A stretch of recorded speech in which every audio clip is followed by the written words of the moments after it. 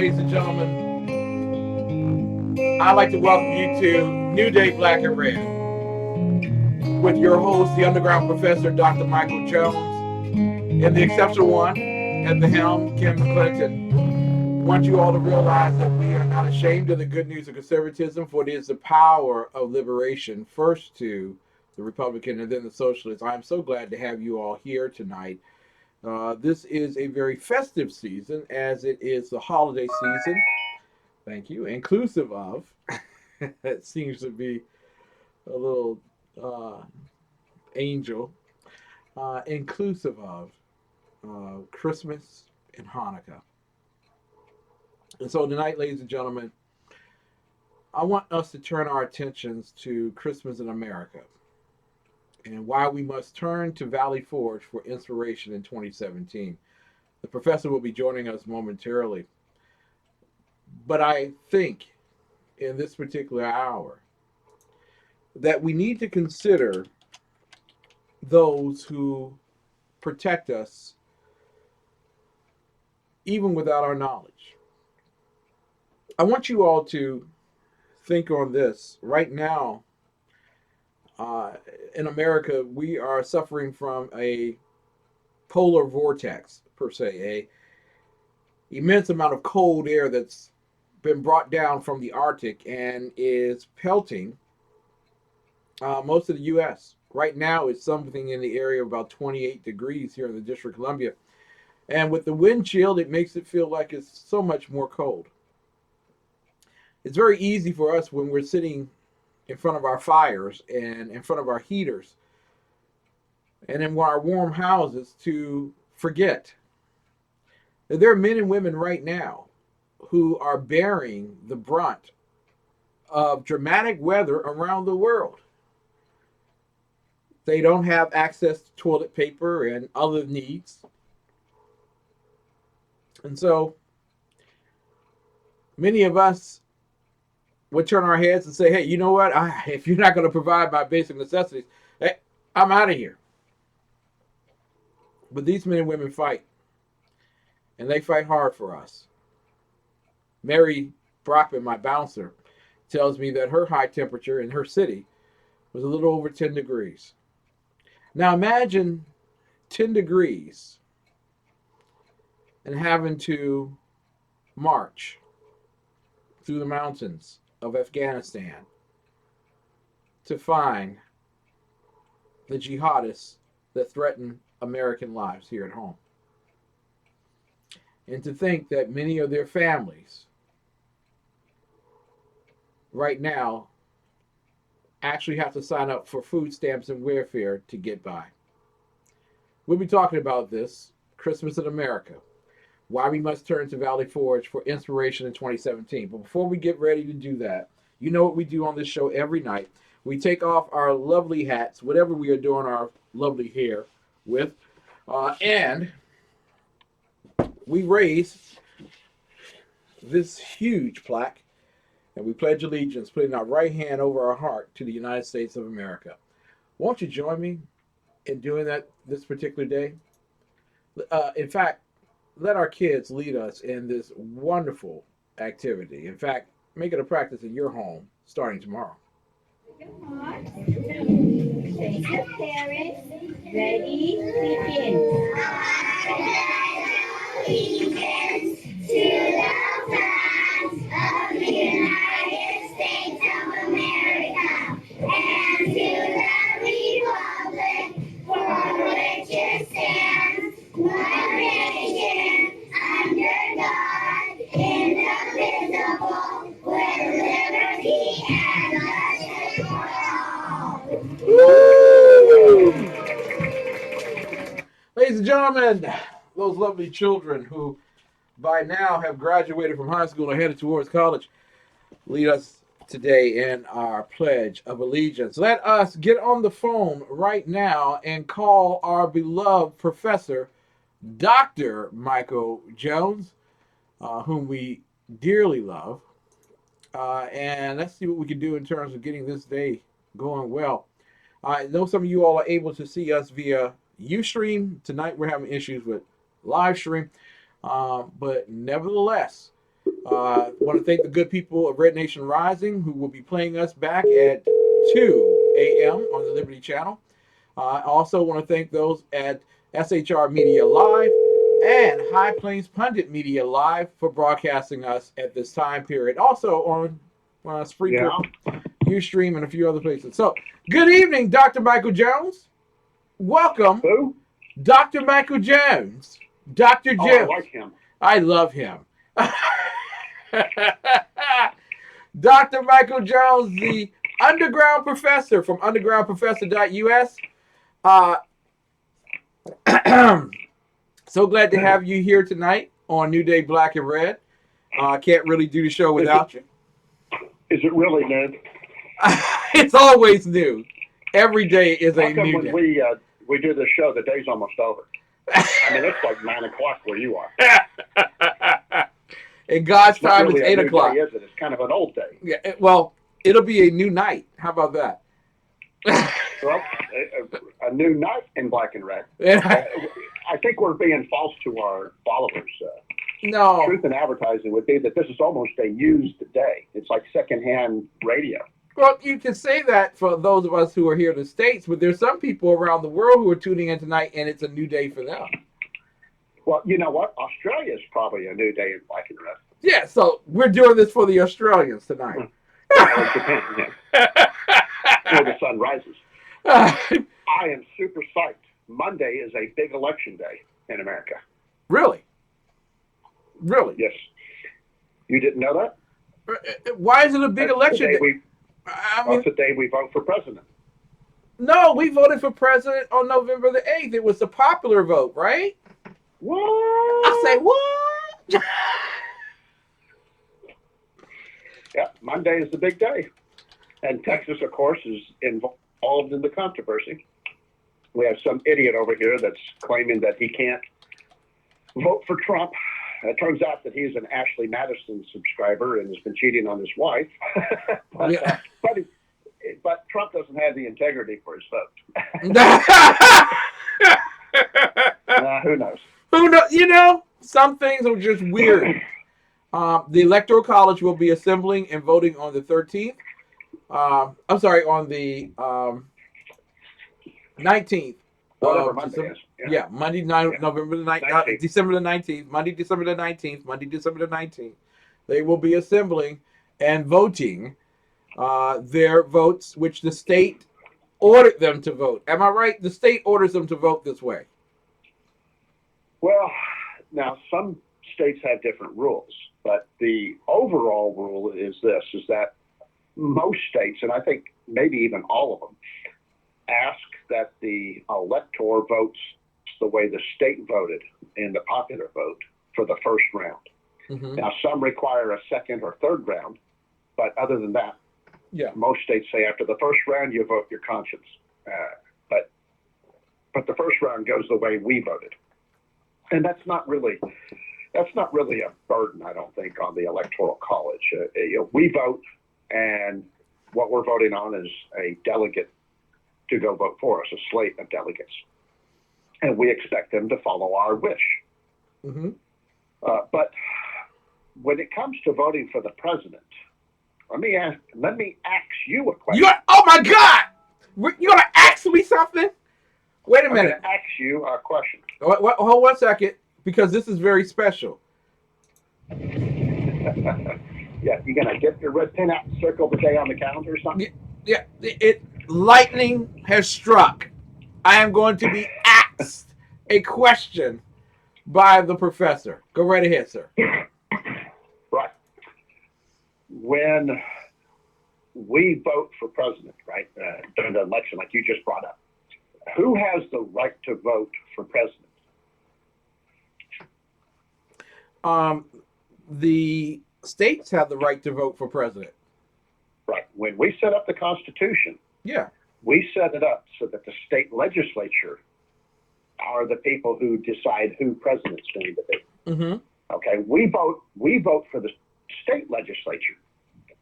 And then we say, okay, as a separation of powers, we tell the state legislature that they are going to be able to pick the president.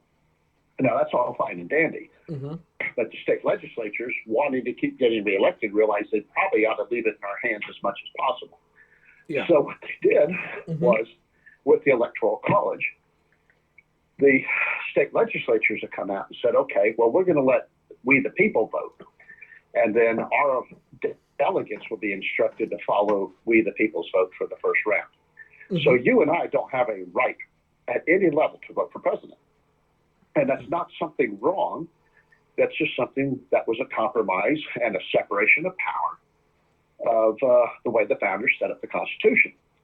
We had become used to voting and thinking that our vote counted for president because of a very, very poor education system.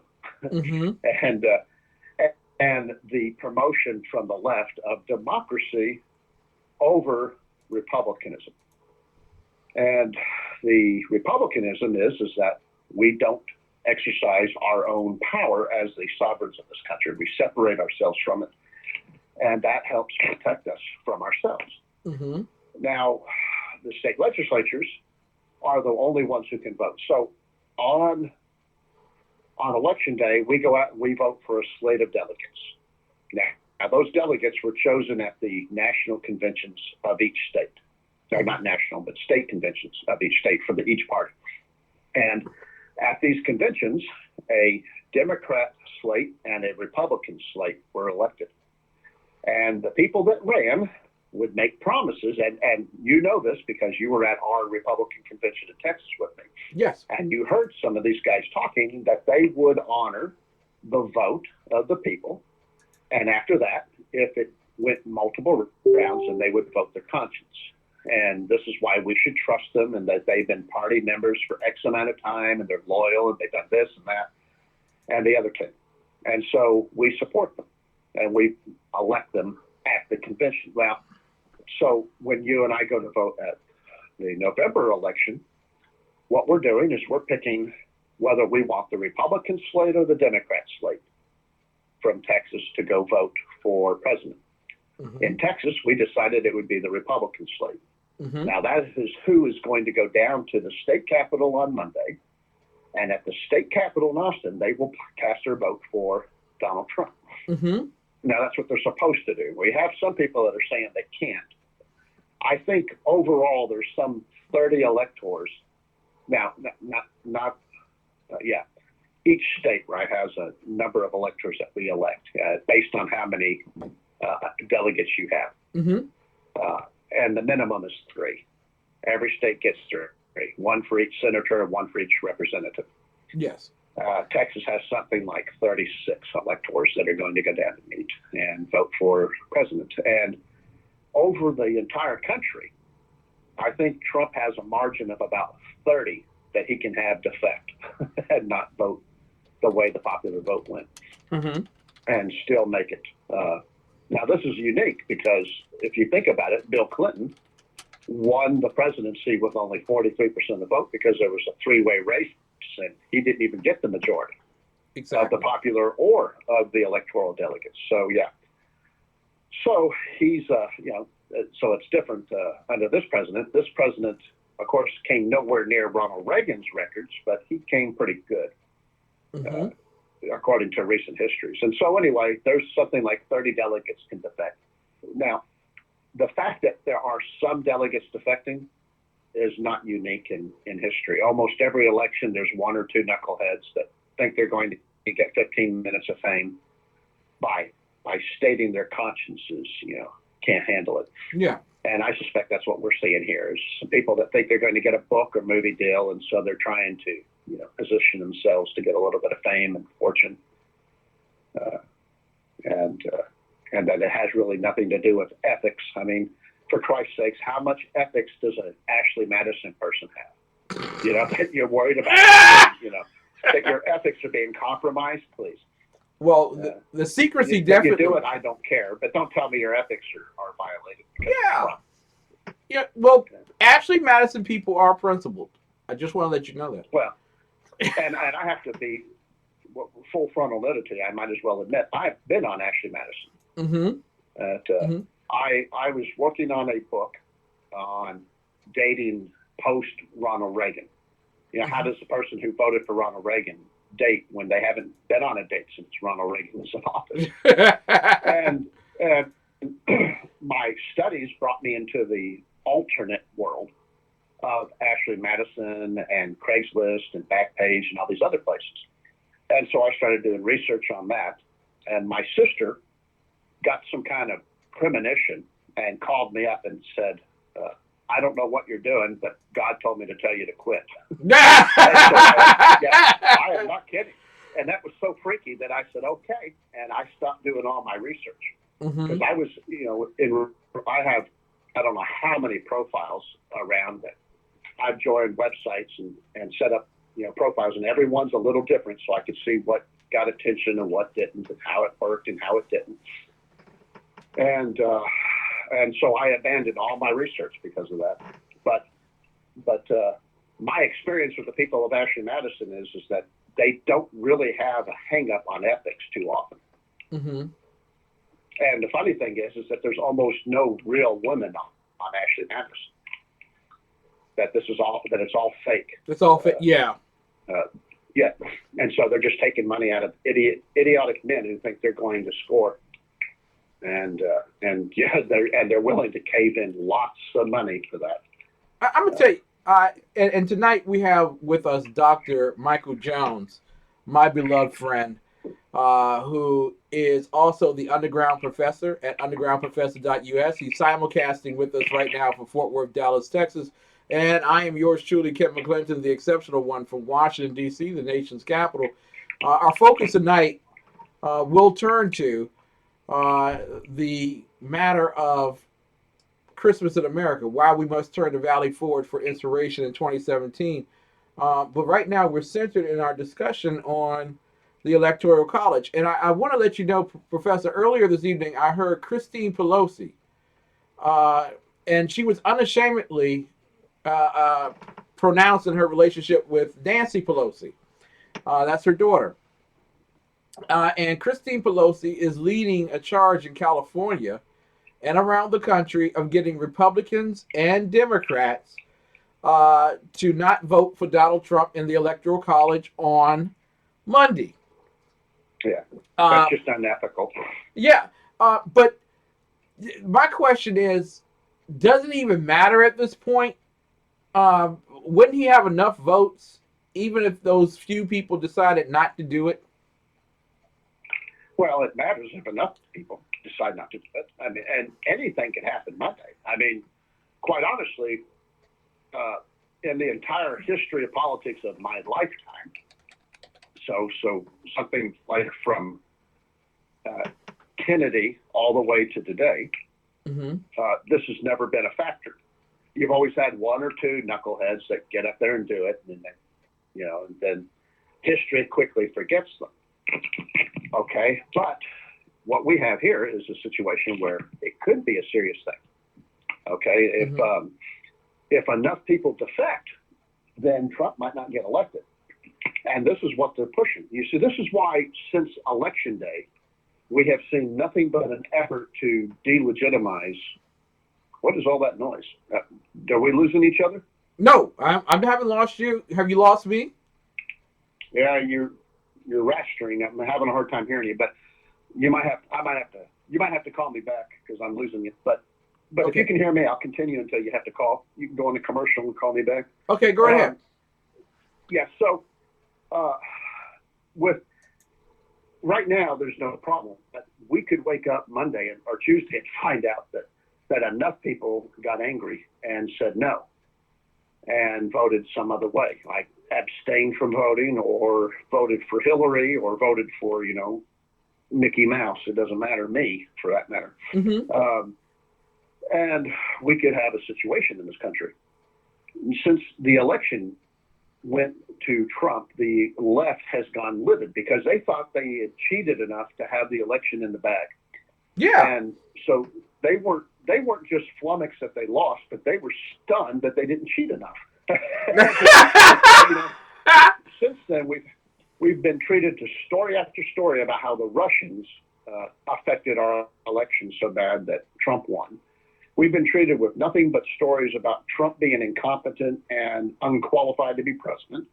We've been treated with nothing but stories about how he won't do his security briefings, even though we remember that Obama refused his security briefings too, and so did Clinton, but that was okay because they're the smartest people in the world, but Trump needs them. And so every story, every action has been to delegitimize Trump with the hopes of swaying the Electoral College. Mm-hmm. And this is unprecedented in my country as far as I can tell. The Republicans certainly don't do this when they lose. They just walk away, lick their wounds and try to get everybody to like them. But the left, they're playing hardball here, and they refuse to accept the fact they lost. So they're trying to affect it the only way they still can, and that is by pushing the Electoral College. Now they tried some recounts. But the sad news is that every recount gave Trump more votes, as I predicted.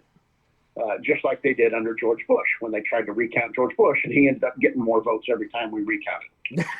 So that backfired on him, and it exposed all the cheating that they were doing and the fact that there were 115, 125% participation rates in some places. And for those of you who are down low listeners and don't understand math besides a Common Core level of math, 115% is impossible. Impossible. 100% is improbable.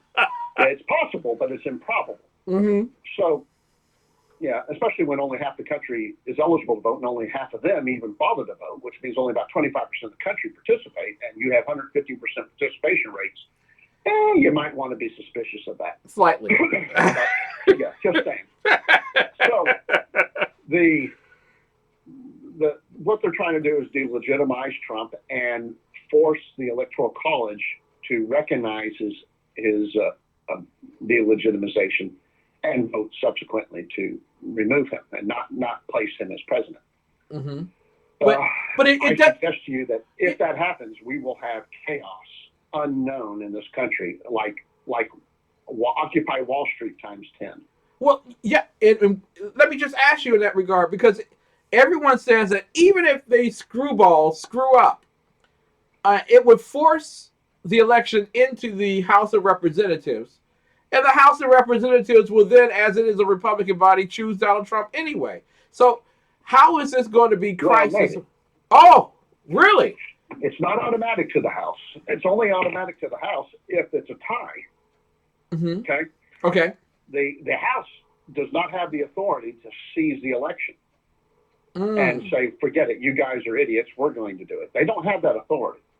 Now, what we do have, though, is the authority of the states, because who has the authority to vote for the president? The states. The state legislature. Mm-hmm. Now, they allow us, we the people, to do that for them because we allow them to have their jobs, and so they reciprocate.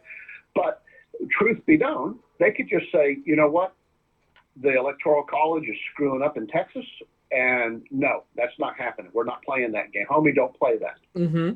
And so the state legislature of Texas will invalidate the Electoral College vote through the Secretary of State, and then they will cast their own vote. Now, that's possible.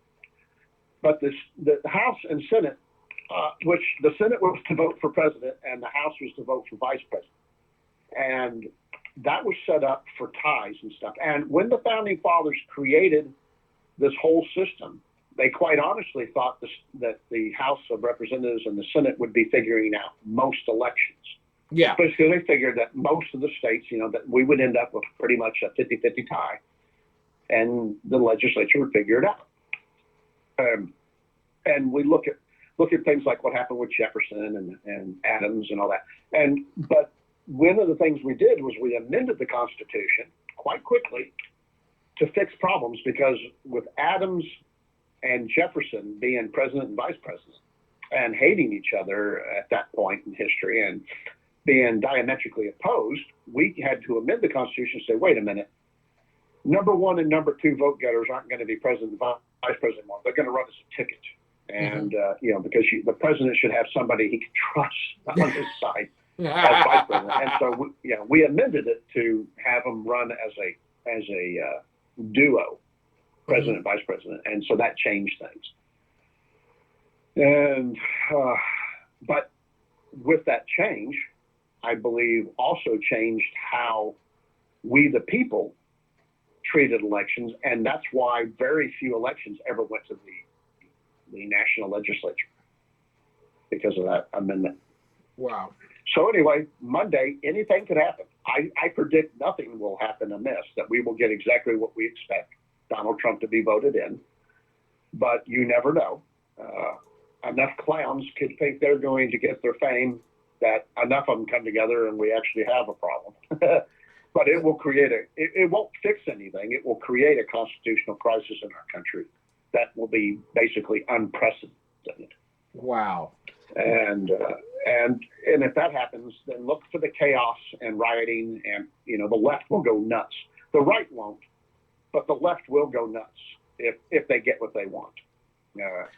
Trump is not elected. Well, and so yeah. Yeah, and the hope is that reason and sanity prevail on Monday. We're asking a lot in this country. Yeah. You're not asking a lot, are you? Ladies and gentlemen, you're listening to New Day Black and Red with your host, the underground professor, Dr. Michael Jones, and Peon in Chief, Ken McClelton, the exceptional one. We will be right back right after these messages with more of the best in world and urban conservative talk. Call me back. Will do. The best late night conservative talk show in America, TECS Radio. And listen, there are no people better on the air to give you the best in conservative talk than Sackhead Sean and Sackhead Clanton. And we're working on the immigration papers for a certain other guy who happens to work here too. For those who are tuning in around the world to the best late night conservative talk, TECS Radio. The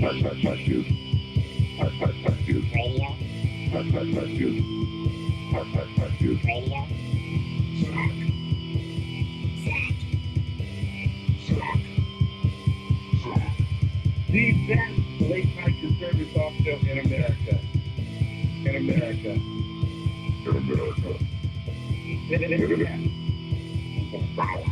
And in this web was a large, I'm pretty sure it was the biggest spider I've ever seen. Times are dark. The people are misled by corrupt politicians, lied to by establishment media, and deceived by the false messages of Islam. A nation looking for direction needs a guide. It needs a man with a cane. I'm Dave Milner. Join me on Spreaker, SHR Media, Pundit Press, Live Rebooting Liberty, and YouTube for a unique brand of commentary on the unpleasant blind guy. Because the truth is not always pleasant.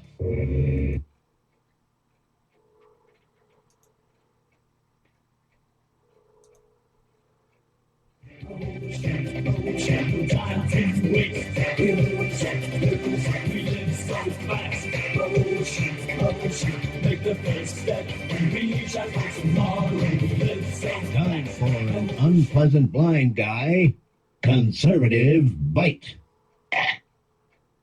Recently, a lawsuit has been filed to unbind electors from having to follow the rules set forth in 29 states. It's all part of the latest effort on behalf of the progressive left to abolish the Electoral College. The Electoral College, as they see it, is unfair because it goes against the principle of one person and one vote. It's also seen as outdated by the left, which so many things are that don't advantage them directly. They say the Electoral College has no relevance in the year 2016. Well, guys, truth is not always pleasant, and it's time for some truth from the unpleasant blind guy.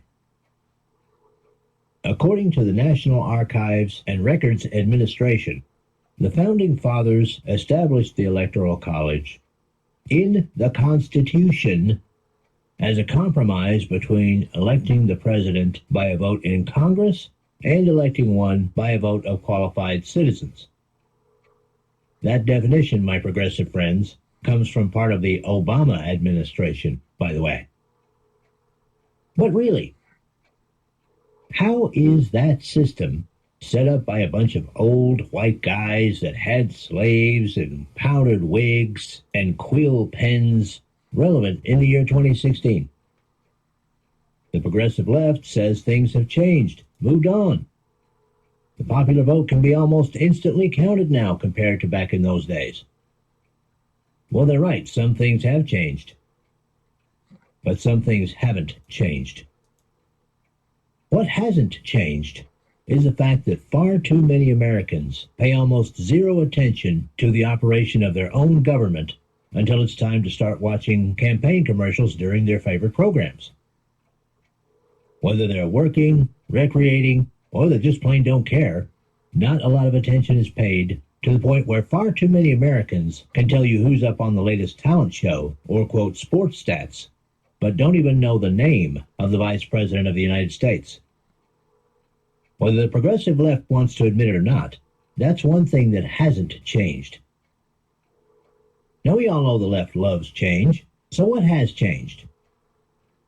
What has changed is that the focus of manufacturing has moved out of the larger cities into smaller cities, suburbs, and even rural areas, while almost all food production and pretty much all raw material production has remained in the rural areas.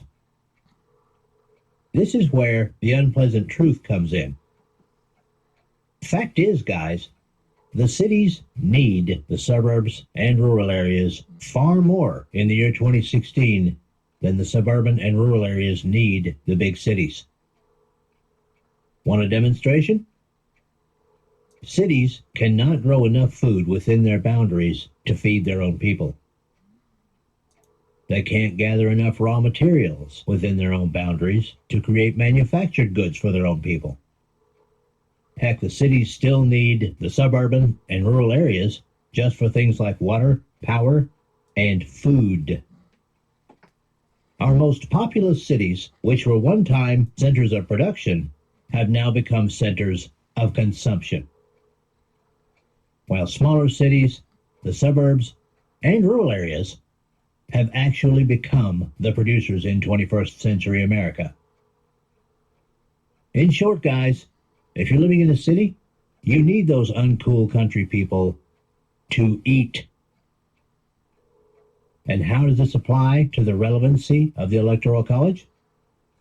It's very simple.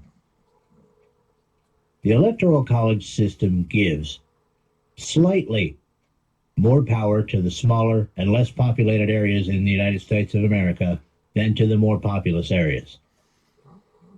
Now, if you get rid of the Electoral College, you'll disenfranchise the people in those less populous areas. Well, now you may be living in a city and going, well, who cares?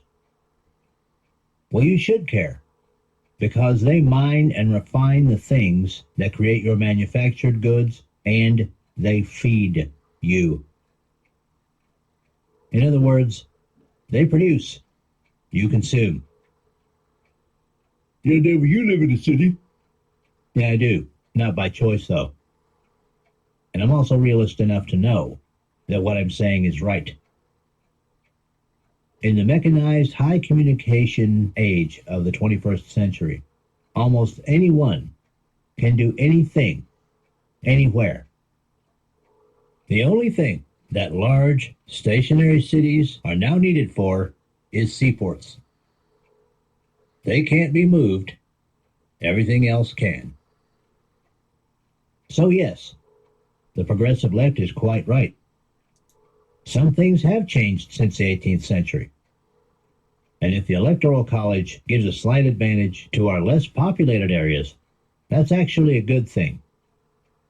Because those of us in the cities stay flush with products we can use and have lots of tasty food in our stomachs. This has been an unpleasant blind guy conservative fight.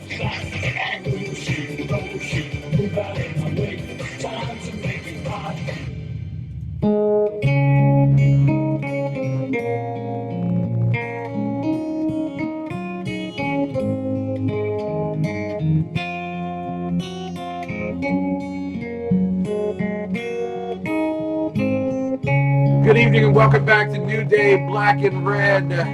Christmas in America. Why must we turn to Valley Forge for inspiration in 2017? Dr. Michael Jones will be joining us in a few. I'm your co-host, or peon-in-chief, Kevin Clinton, the exceptional one. Getting the professor on the line as we speak. One ringy-dingy, two ringy-dingies. Yeah. We were looking for some tasty pudding. Professor. Hello. Dr. Michael Jones is with us. Dr. Jones, and he is gone. We are having a bit of an issue. Let's try once more. One ringy-dingy, two ringy-dingies, three ringy-dingies. Is this Dr. Michael Jones? Yes, slightly better, but it's still weird. What are you doing? Are you calling me on like a rotary dial phone or something? No, I'm calling you on Skype. So Are you calling me on that Sports Illustrated phone you got, the football? I have 12 issues for $14.95. Holy, boy, that is terrible connection. Oh well. Best we can do it right now. We'll just have to live with it. Have to. Yeah. Professor. Now, I wanted to talk with you just briefly tonight because I know that time is of the variance for you. About turning to Valley Forge as inspiration. I mean, we've just been through one of the most trying election seasons in the history of the United States of America. People are anxious, optimistic. We looked at the stock market. It's up almost 1,500 points since the election of Donald J. Trump as he is president in wait. We're looking at numbers of optimism in terms of the consumer price index and other things that we haven't seen in maybe about 15, 20 years. People are excited and hopeful for the future. But still, our servicemen and women lagger. There are problems with the Veterans Administration that have not been resolved. Individuals joining the military are paid far less than some people who work at the Burger King. So I wanted to talk with you, first and foremost, of setting all this up, about the Continental Army under George Washington, and why Valley Forge is such an inspiration.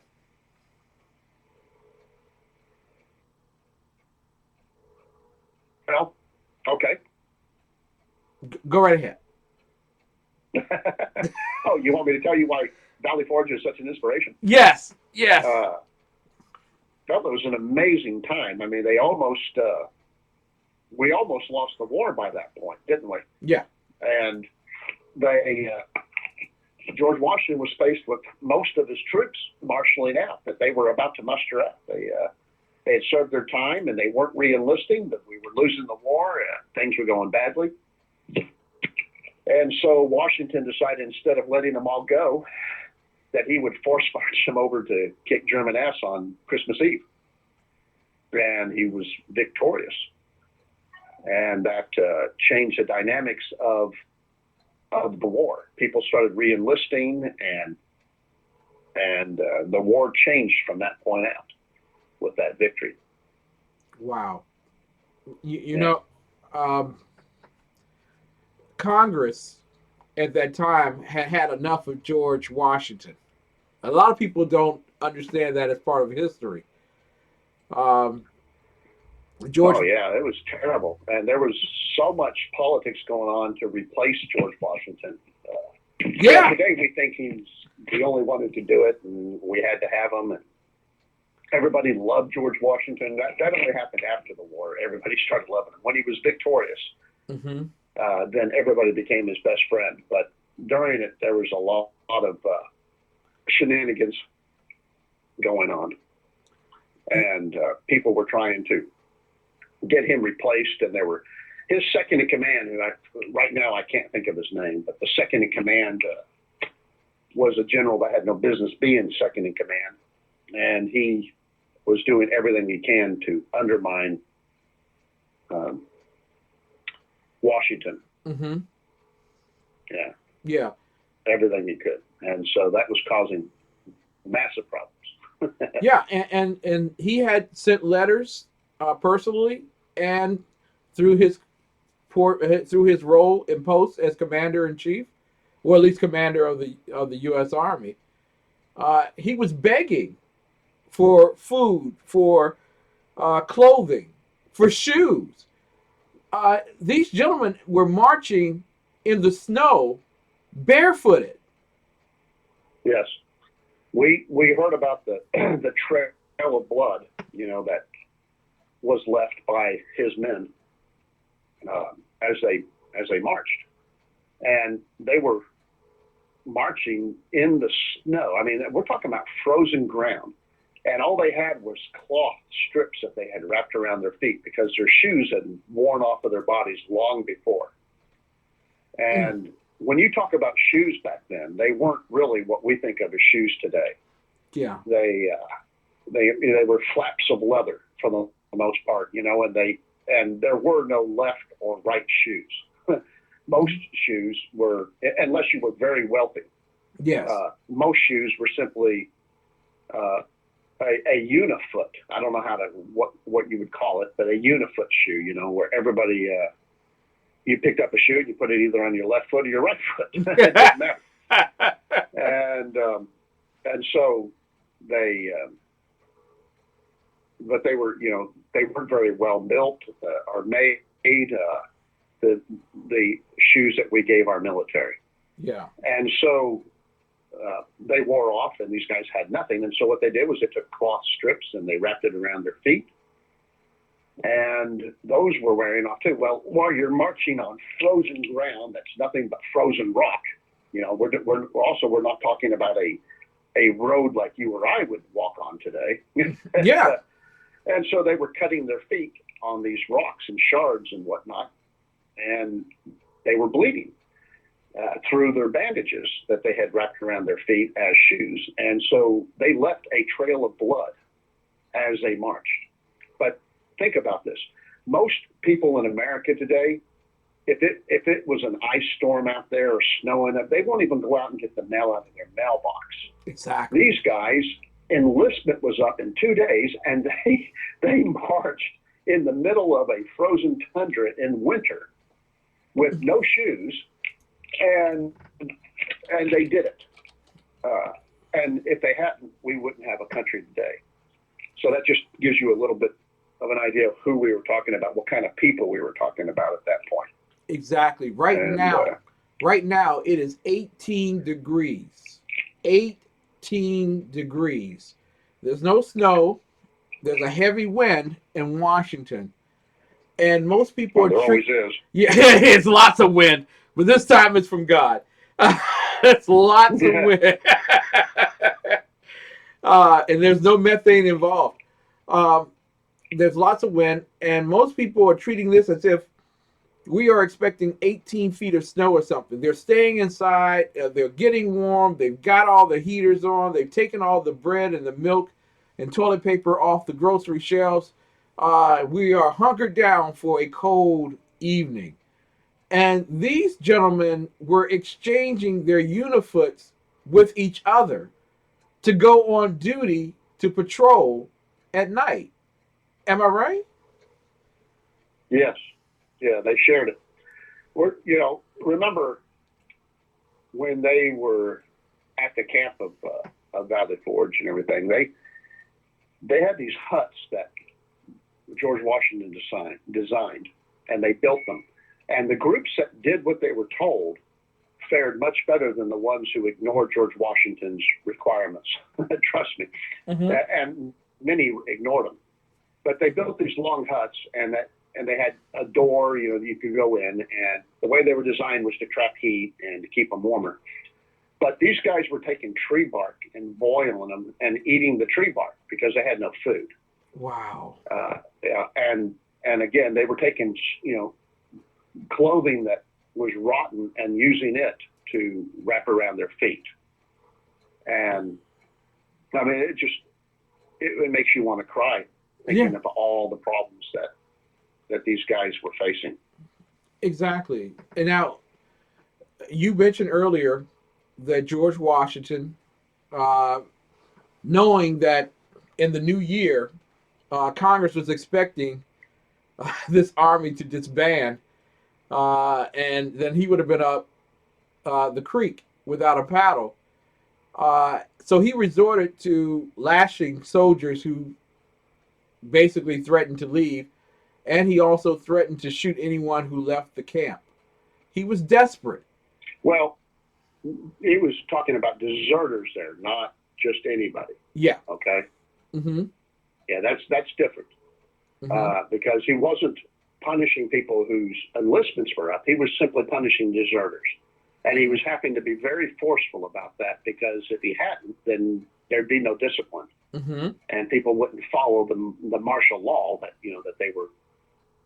they had voluntarily subscribed to. That would have been terrible. Exactly.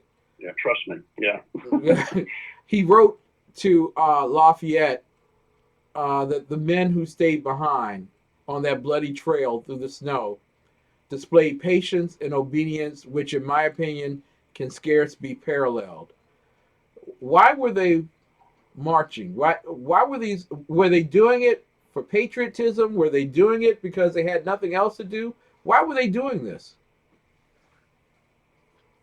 Well, what are you asking here? I'm not 100% sure I know what you're asking. I'm wondering why would these men stay, knowing that they don't have food, they don't have clothes, they don't have shoes, the ammo is almost out.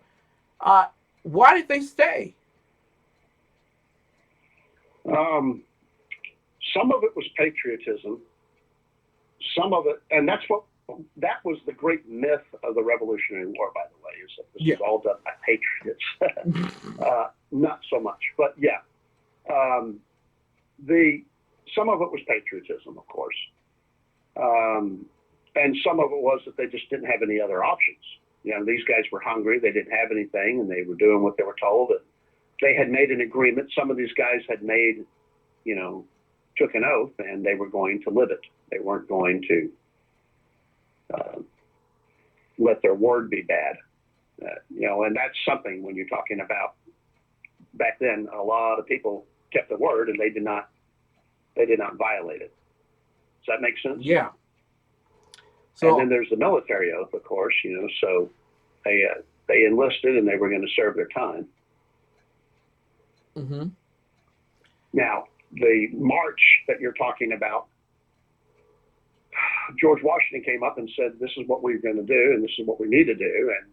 And there's a lot of people that agreed with it. Mm-hmm. And so they did it. Wow. And how do I say this?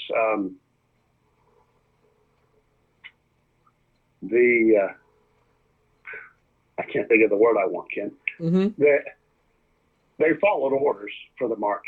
Yeah. Now, several people fell out during the march and froze to death. I don't know, 3 or 4, I think, of them fell out and froze to death. Wow. Because they couldn't keep up. Mm-hmm. And of course, there's George, who, as we all know, froze to death, holding the lantern for them to come back. Yeah. Yeah, what else?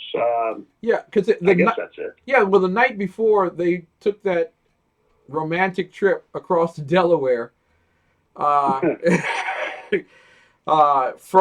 frozen Delaware River. He had already received word that there were people in the Congress who were working to replace him, and all he had to give those soldiers on the eve of fighting forgive me, not the Russians, the British, was rice and vinegar. Russians, huh? Are you going to be like the Democrats here? No, I'm not going to be. The Russians for everything? I am blaming the Russians for the rice and vinegar meal that the Patriots had as they crossed the Delaware River. He needed that victory to survive. And they gave it to him. Yeah, the military gave that victory to him. Yeah. and it was very good. I mean, what he did was great, and it was awesome because almost no one was killed on our side, other than the people that froze to death on the march. Mm-hmm. I don't think we had anybody that was killed. I think there was a few injuries, and that was about it. Mm-hmm. And very few Hessians had to be killed too. I mean, a lot of them were lucky, you know, because they surrendered fast enough that all of them didn't die. Now, everyone says that somehow from that Christmas Eve in the valley onward, that something divine happened, that we were able to defeat the Brits. Yeah, Providence was involved, that's for sure. Mm-hmm. But things don't seem to have changed too much. And this is what I brought you with in the second hour of New Day Black and Red. We have a president, Barack Hussein Obama, who promised 2 years ago that when he replaced the head of the Veterans Administration, that things would be different. We have military officers who are paid less than the trash man in your local public works department. And they're being asked right now, as it's 18 degrees outside and it's pretty warm in my home, they're being asked to stay out in temperatures of 18 degrees to fight the jihadists in Afghanistan and Iraq and so on. I want to talk with you about what we can do to help change all of this, and how the Valley Forge can be an inspiration to us doing it in 2017. We're talking with Dr. Michael Jones. We will be right back right after these messages with more of the best in New Day Black and Red.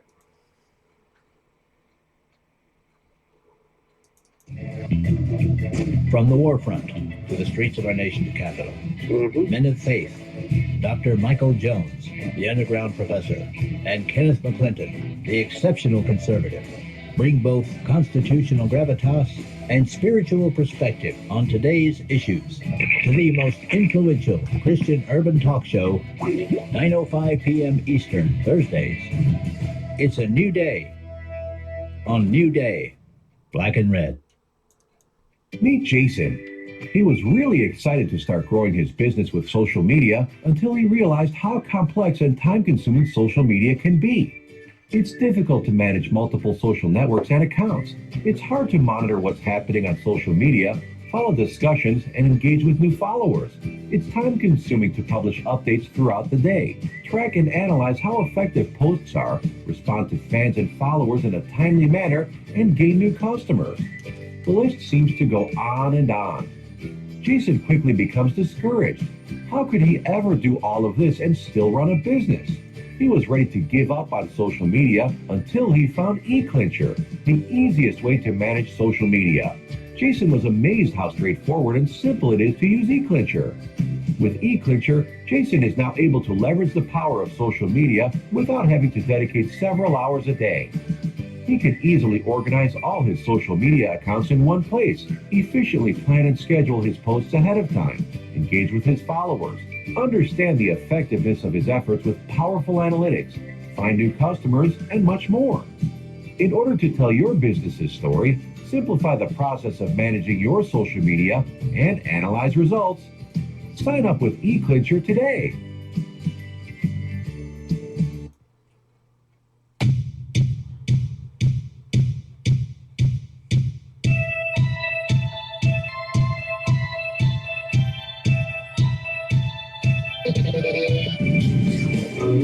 Hey, it's Jersey Joe, Hood Reaver, Common Sense. You can catch me every Wednesday night, 8 p.m. Eastern Standard Time on shrmedia.com. It's every Wednesday night, 8 p.m. Eastern Standard Time, shrmedia.com.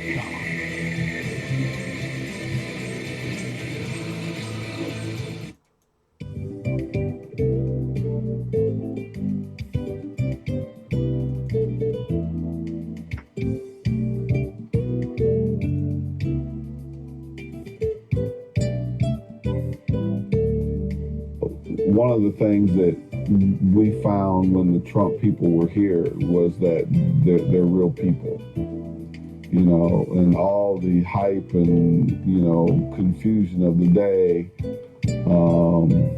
you know, whether it's the media or anti-Trump people, they're making them seem like they're demonized. And we found that they were very real, very down to earth, you know, easy to communicate with, and they kind of let their hair down and enjoyed Chicana Ranch. Look, this is a great example of what we would like to see more of in our country, and the pastor in this facility here is such a step in the right direction for youth. And I think we should be focusing more on our youth and our education, and this is one form of education that we think is very important, so we're honored to be here today. You have agriculture, you do have the big cities where you have a lot of opportunities in industry, but this is the heart of Ohio. We are the heart of it all because of what we produce from our land. This is really, really one of the most meaningful stops on this tour. Well, I just think it speaks to something that we don't have enough of in this country, which is learning that people can be very hands-on with. Our kids, you know, learning trades, learning to use their hands, being outdoors, getting an experience like this is really something that a lot of kids miss out on. And I think that it's really important to show not only that they're cared for by so many people, but how much they're actually able to do. You know, agriculture for us is forestry. Agriculture for us is maple syrup production. You know, agriculture for us is environmental education. Agriculture for us is animal husbandry. Here we are in a portion of our forestry area here at Chicana Ranch, and this is the section of woods. We have several sections of woods that we tap trees for maple syrup production. This just happens to be the section that we tapped last year. We're looking at new sections that we haven't tapped over the last couple of years. And the process, when that sap flows in the late winter, it comes out looking like water. It ends up being somewhere between 92 and 96% water. And the boiling process is what boils off the water. And as the more water is boiled off, the more it caramelizes, and our maple syrup is a 100% organic product. There's no additives, and I'm gonna tell you, you've never tasted maple syrup till you taste fresh maple syrup. We have you right here with where we're growing about 8,000 fish in here, and you can see we have a system where this water is being filtered. Good water quality. We don't have a bunch of murky junk. There's no solids on the bottom. So our fish are healthy. So I just want to deal a death blow to those people that say raising fish like this is not healthy. They don't know anything what they're talking about, and they're probably listening to some media hype that came from China or overseas, where they know once we understand how to grow fish, they're going to lose money. Okay, where we're at here is in one of our tilapia production areas, and I'm going to pull a few tilapia out so that you can see the kind of product that we grow. And everything here has been grown from an egg. We hatched them here. And this is the kind of product that you'll get when you become part of our Fresh Fish Friday program. So let's go fishing.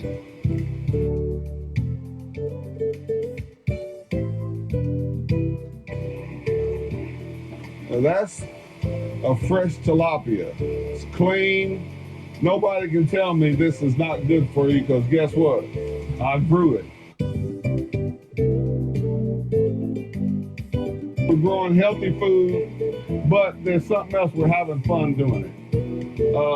You know, I never went to school for this, so you wouldn't have to either. And we're helping people understand how they can have a small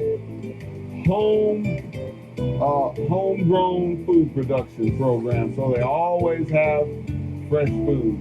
Eat fresh food, no chemicals, you're going to feel better. Take it from me, the professional. We want your business here at Shekinah Ranch. Fresh fish for everybody.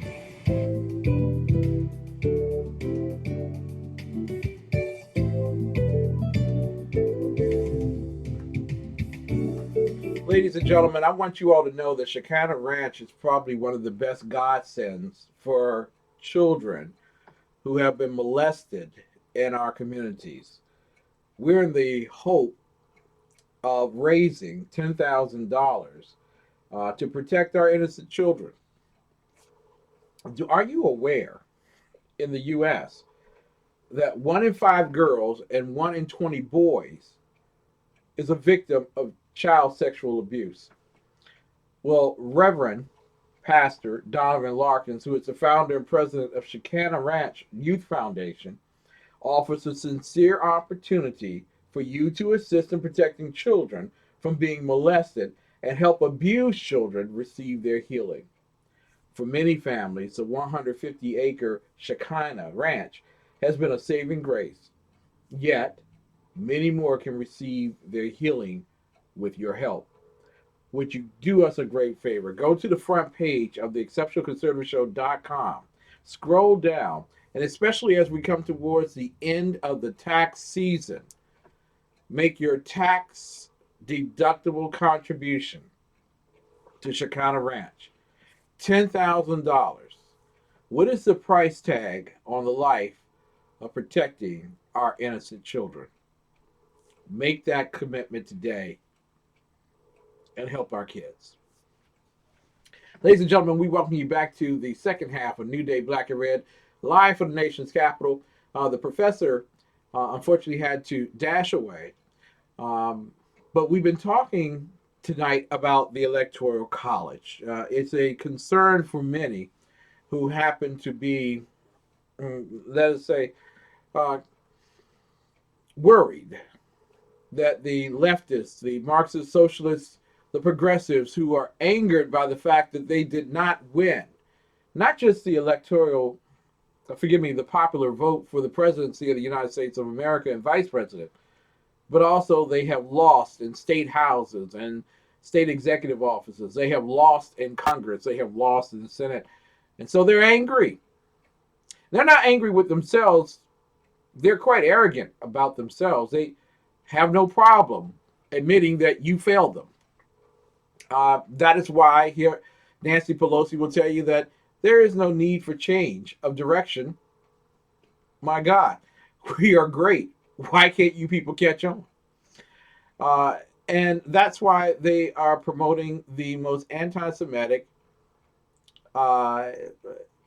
hater of races, Keith Ellison, congressman from Minneapolis, Minnesota, to the post of DNC chairman.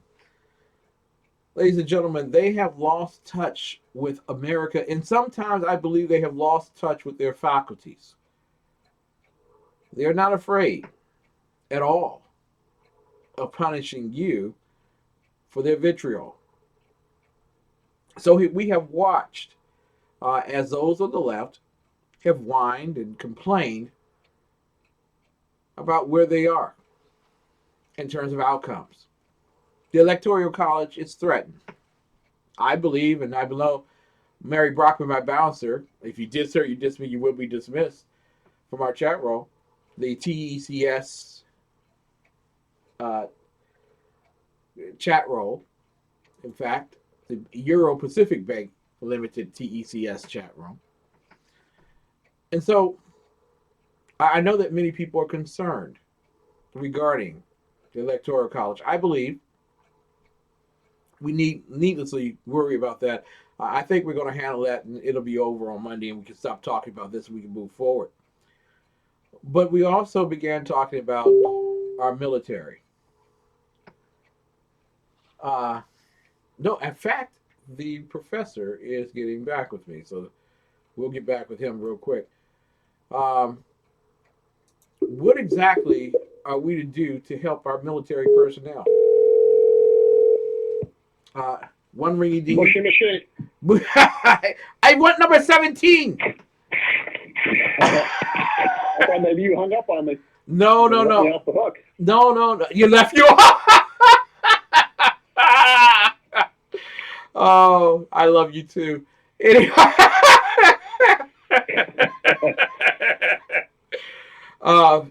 I know your time is precious this evening. So I thought that you had stepped away. So I'm ready at that moment. I would have told you. Yeah, if I had to go, I would have said, "Hey, I'm going." I wouldn't have just walked away from you. Thank you. Yeah, it's not like I would have reached over and took half your steak from your plate. Oh! I mean, after all, you only had a double pork chop and a hamburger. I love that pork chop to this day. That was a nice piece of pig. If you say so. One of us shared. Ooh. Yeah. Reminds me of that Sesame Street song. One of these things just doesn't belong here. You are listening to the Underground Professor, Dr. Michael Jones, undergroundprofessor.us. His peon in chief, Ken McClinton, the exceptional one here. One of us happens to be the number one urban talk show in the world, and that's the professor. He has a black card. I don't. Well, it's kind of tattered. It is a classic, though. Yes, it is. Yes, it is. You got yours. I don't have mine. I was wearing sheets before it was cool. Professor, that was my philosophy teacher. Mm-hmm. That was his favorite line. Was that as a philosophy teacher, Greco-Roman philosophies, he would always tell people that he was wearing sheets before it was cool.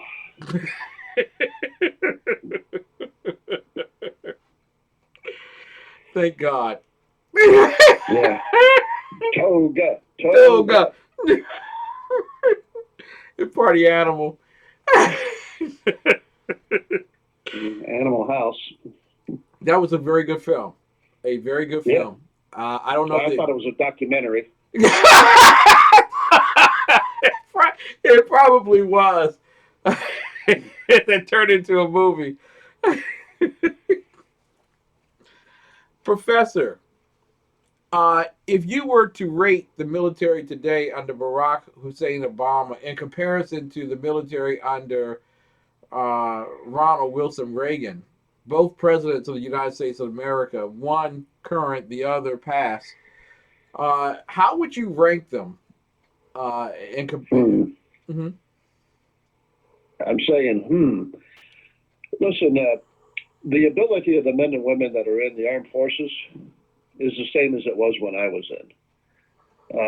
The only difference is that when I was in, our presidents allowed us to do our job, and they stayed the hell out of our way.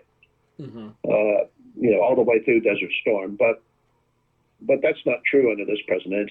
The capability of the men and women is not diminished, but the mission of the military is diminished. You follow what I'm saying? Yeah. Yeah. Because I don't want to take away from anybody that's serving. They're quite capable of being the best in the world. Mm-hmm. And there's an argument that they still are, despite the limitations that our government has placed on them. Exactly. But I am not favorable at all of the way we have used our military in the last 8 years. Now, and it's shameful what we're doing to the veterans. Now, there's some who would say that nothing's really changed. We still have the greatest men. We still have the greatest equipment. We're leap years ahead of everyone else. We got more nuclear weapons than anyone else. Why are you quibbling?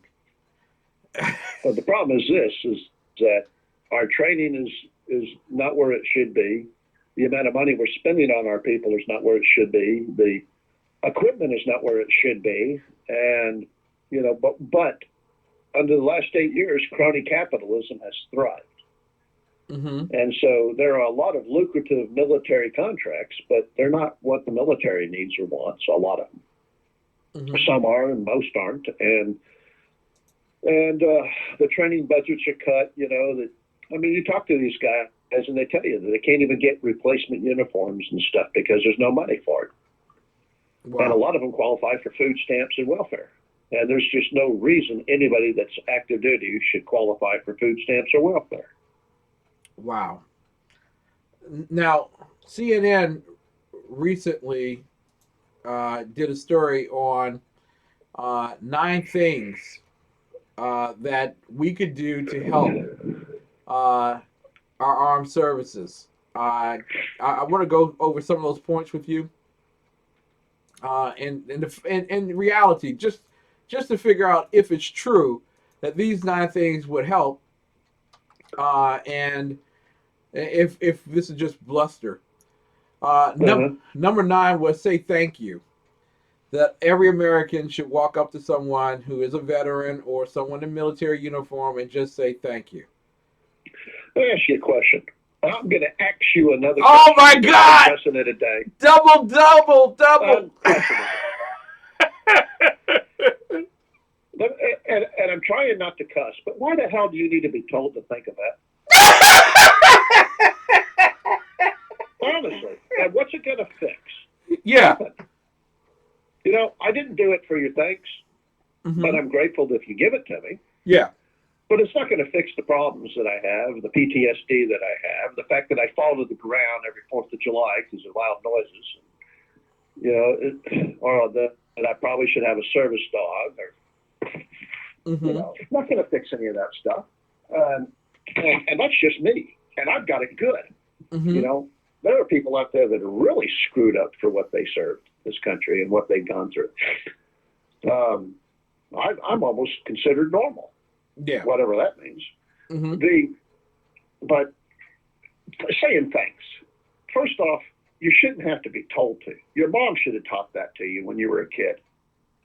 Mm-hmm. It won't fix anything, but it will make it bearable, for people. I feel awkward, quite honestly. If you were to come up and thank me for my service, I thank you and tell you it's my duty. Mm-hmm. I don't know what else to tell you. Yeah. If you come up and you buy me a beer or pay for my dinner, I'll be grateful for that. But again, I still feel awkward over it. Mm-hmm. But there are some people who, like the Vietnam veterans who were spit on, yes, and called baby killers and whatnot. And those guys not only need to be thanked, but I think we should do more than that. All the veterans ask for, whether they are active duty or they have served and they're out of service now, all we've ever asked for was what we were promised. Mm-hmm.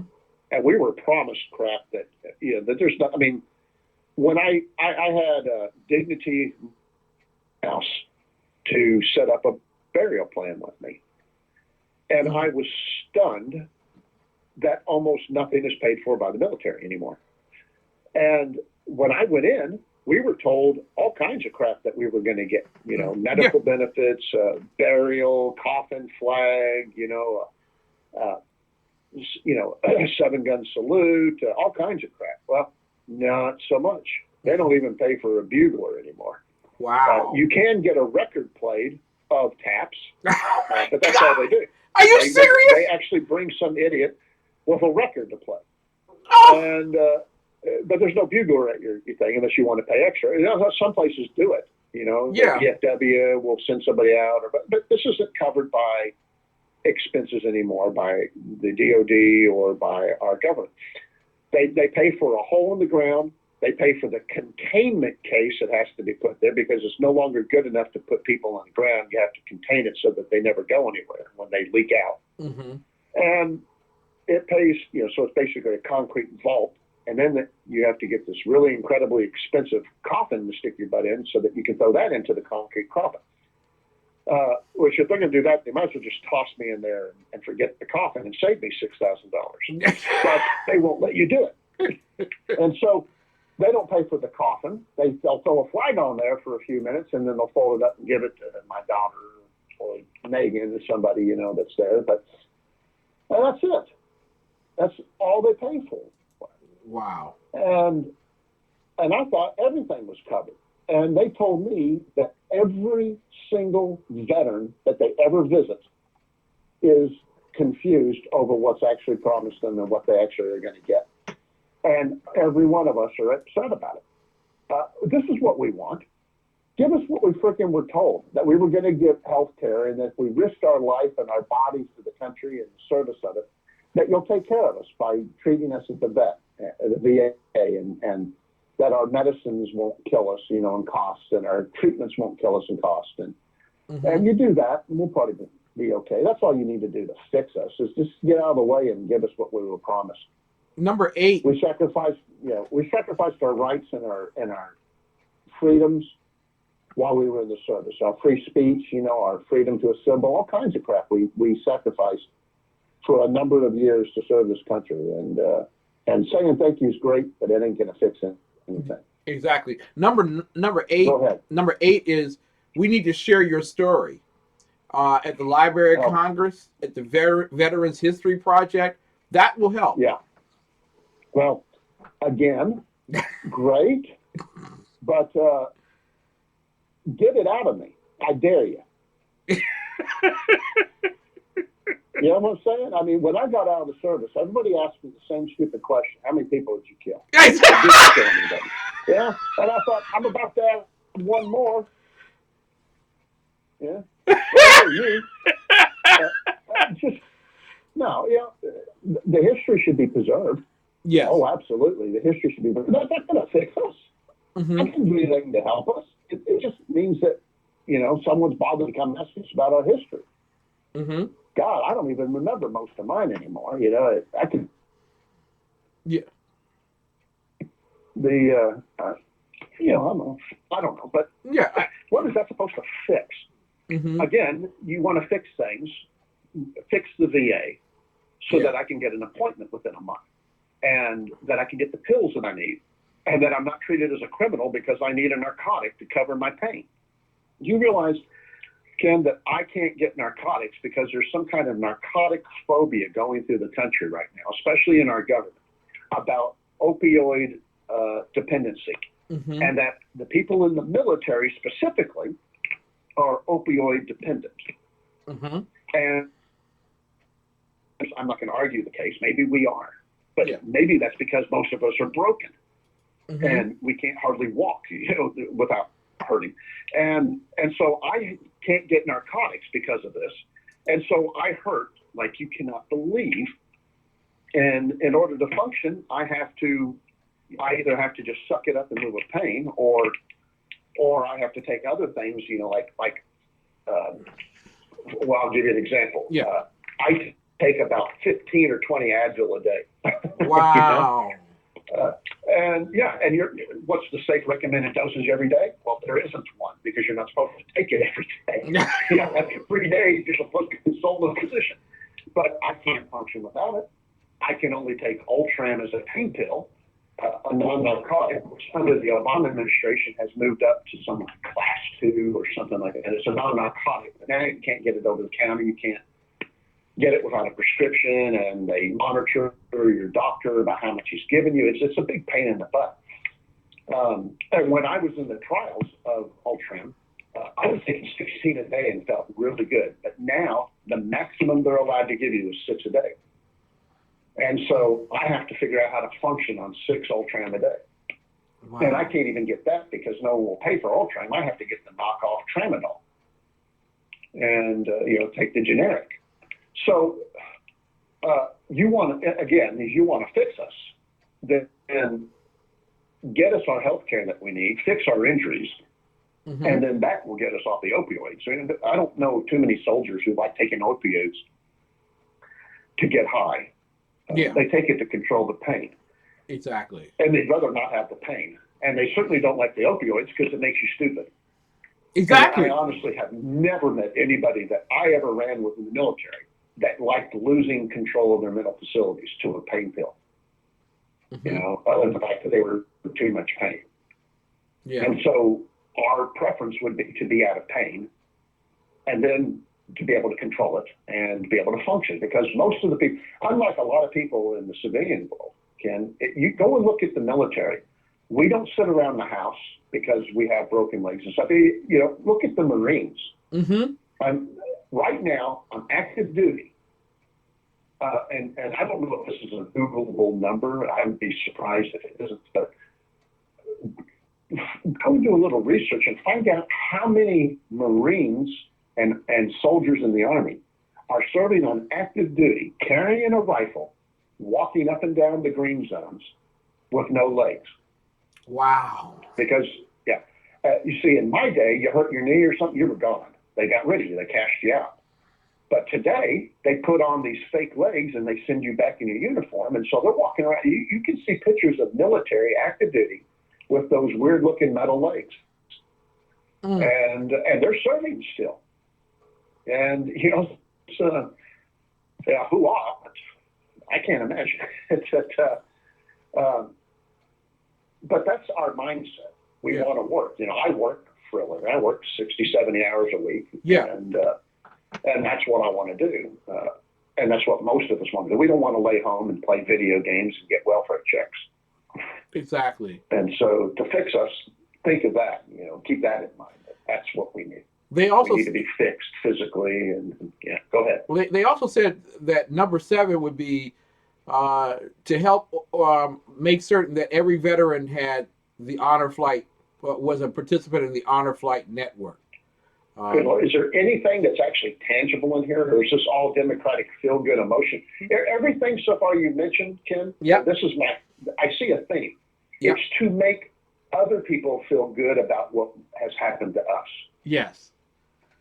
That's the theme I've seen so far is you will feel better if I get a care flight, an honor flight, which I would love to have, except for I really had no interest in going back to Abu Dhabi or Saudi Arabia or Kuwait or Iraq, but whatever. I'd be more afraid if I landed there and someone chopped my head off anymore because of who I am. But, exactly. This isn't like World War II where you get to go back to France, or D-Day or Germany or something. Get on the Autobahn, go have some Wiener Schnitzel and drink a beer and laugh with the Germans. Our war was different, and the war that they're in now is completely different. But screw that. Yeah, that's a nice benefit, but it's not going to fix us. It's not going to help. It's just a perk. But what that will help is assuage other people's guilt. Yeah. And that's what I'm starting to see in this trend. I don't know all of the numbers that you've got there, but let's follow this and see. Yeah, number 6 is to send a care package to you. And to our now that's a good thing. Okay. Yeah. When I was at Desert Shield, before Desert Storm broke out, I was whisked out of the country on Thanksgiving Day. I was stationed in Tucson, Arizona, and I got permission, and it was not easy because of the state of readiness. We had already forward deployed some people. I was the NCOIC of DOS. If you don't know what that means, it means I was the non-commissioned officer in charge of the Department of Scheduling. So I decided who went where and when they went there and how they got there. And that was what we call an additional duty. I was a flight instructor, and I was an electronic warfare systems specialist. And we flew on EC-130s, command control communication countermeasures, which means big, giant flying jammers. And my job was to train everybody that did my job and as a flight instructor. And I had OS, which meant I scheduled the whole squadron. So, like when we went after Noriega, Pineapple Head. Okay, well, my job was to schedule a whole bunch of flights and make them look like they were normal flights, and then the mission, after they took off, they were told what they were doing, and then they flew down to South Command, Central Command, and they went down after Noriega. But as far as everybody else was concerned in the world, we were just doing training missions, and this is what it looked like. And so I had to schedule all that, knowing what they were doing. And so again, with Desert Shield, we did that. And just so you know what kind of person I am, I was given a direct order that I could not do it I could not send myself because, you know, that's what I would think is, Yeah. okay, I can't send anybody there until I do it. So I'm Exactly. first in line. Uh-huh. No, they gave me an order that I couldn't be first in line. So I'm like, screw that. So I had to send people over there. And we sent everybody that had to go on the first wave. And so I got permission, flew to Fort Worth, and with my bridezilla of the time, and Jody. And we were in the middle of Thanksgiving dinner when I got a phone call that said, you need to be back here now. Mm-hmm. And I said, oh, great. Well, I said, I just ate one bite of turkey. And they said, pack it to go. There's an American Airlines flight at DFW waiting for you. Do you want to hear the story, or you want me to just get the? No, go right ahead. Either way, I'm okay. Yeah, go right ahead. I don't want to present. So my mom shoved a whole bunch of crap in a Tupperware box. Uh-huh. And I went and grabbed my suitcase, and my dad rushed me to the airport. There was an American Airlines flight waiting for us. And as soon as I got there, they ran me through the airport on one of those old golf carts, got me to the gate, and we went down the stairs and ran outside. The plane had already left the gate, so it was sitting in there waiting. And when I boarded, everybody on the plane started clapping because they had been told that they were delayed waiting for a very important member of the military who had an integral mission to go to Desert Shield. Wow. And when I got up there, everybody clapped, and no one was pissed off or, you know, that they were delayed on Thanksgiving or anything. There wasn't a whole lot of people on the plane. So anyway, there were some, and the plane flight was nice because everybody bought me liquor, and the stewardess came out and gave me a whole bunch of in-flight food.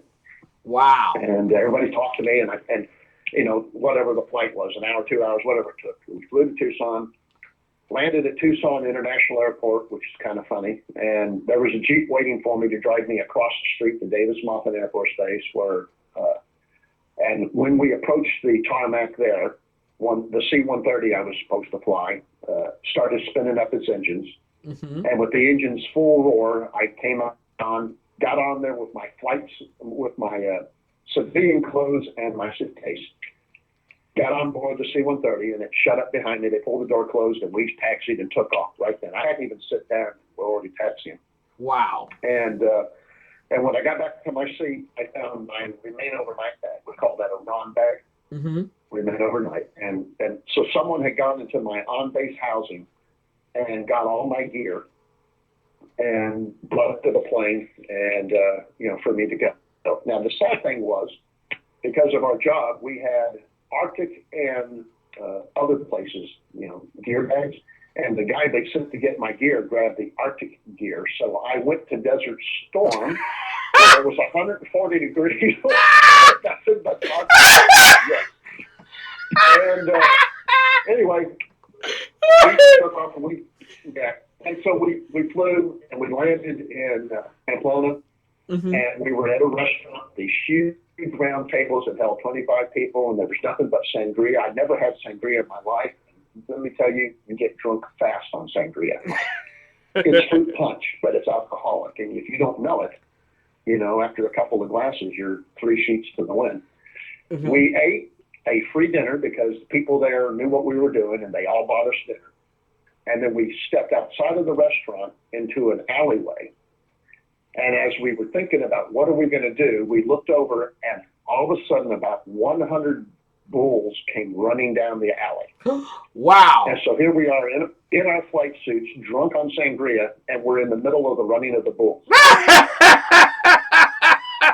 So I could scratch that off my bucket list. We ran like crazy.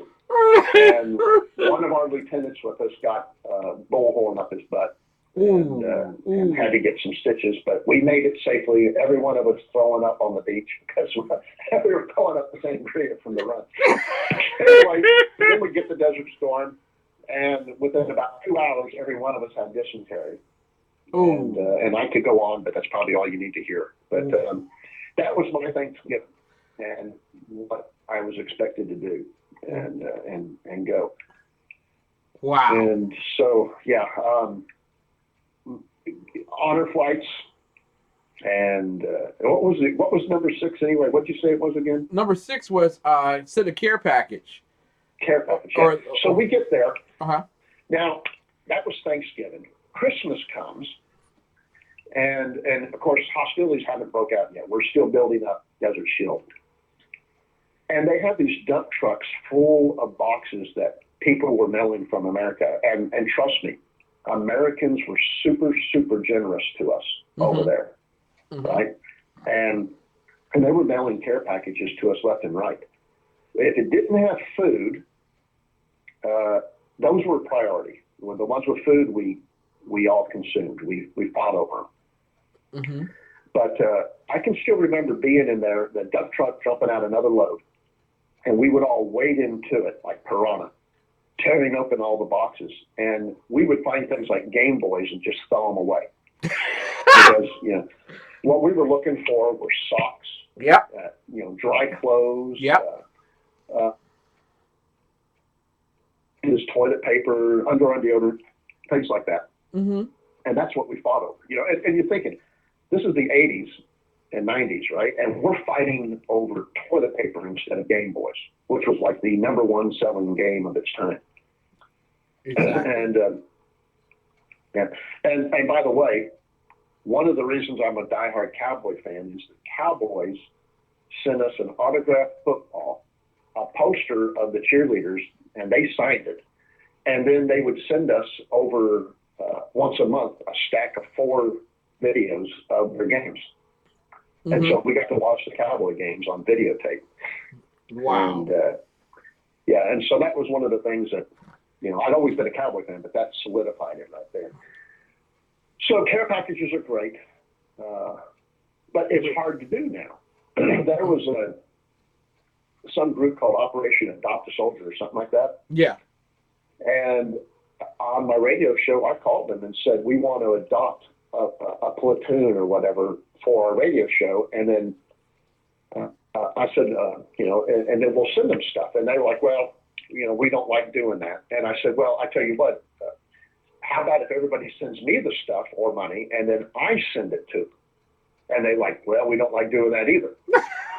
And I said, well, then what the hell's the problem? Why would we adopt a platoon if we can't send them anything? And they said, what we do is you send us money and then we buy stuff and send it to them. And I said, I don't think I like that.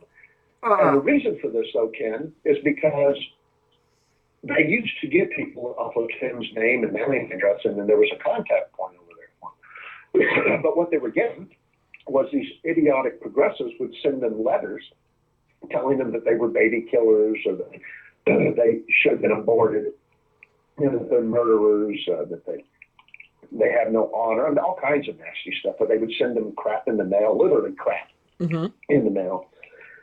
And which is no surprise when you see all these videos of progressives, doing things like defecating on car cops. That shouldn't surprise you. Yeah. And I just think I lost my voice. So anyway, they quit letting the public directly send stuff to the military. And the military also won't do it anymore. They won't allow you to just send stuff. It's all censored and torn apart and looked through. And there's other things. Like while we were over there, people were mailing us Bibles and stuff, and they were being confiscated by the IMOBs. Yeah. They wouldn't allow Bibles or crosses or anything being sent to us. And the same is still true today. So care packages are great, but in order to be able to do it, you have to go through some third party who has a contract with the guy, a business. They make money off it. So it's screw that.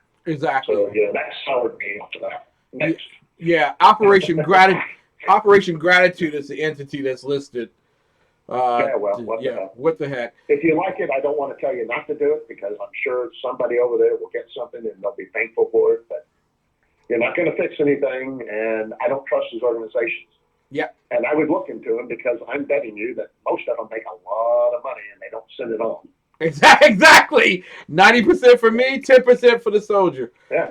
Look at Project Warrior and these other things, these lawsuits that are against them because 90% of the money was used for family, their families, not ours. So forget that. Yeah. I don't trust any of them anymore. And it's sad, but I'm jaundiced. I've just been burned too many times. I've seen too many things. And so my faith in humanity is probably not where it should be. Yeah. Although it is getting repaired by Megan. Yeah, I know it is. Number 5, keep veterans off the streets by going to the VA Medical Center directory and helping with the stand down program. The stand down program is alerting the VA that there is a homeless veteran, and then the VA provides shelter for the homeless. Yeah, what that is a convenience for the public by sweeping up veterans and putting them into the VA care system where they don't want to be. Mm-hmm. Now, do they need help? Yeah. Are a lot of them have mental problems? Yeah. Should they be swept up and taken care of? Probably. But the whole reason we have homeless problems in this country is because the liberals went around and said, the progressives went around and said that these people have rights. Mm-hmm. And if they want to be crazy homeless and mental diseases and on drugs, and they have a right to it. So we shut down all the institutions in this country, the mental asylums and stuff to take care of them. And so they had nothing. Yeah. So what stand down is it is a sweep of veterans and throwing them into the VA mental hospitals, and so there's some good to that and some bad. I'm not sure how to weigh on that. Exactly. Well, not everyone is mentally sick or mentally ill who is homeless. Right. But again, what's your philosophy in the first place?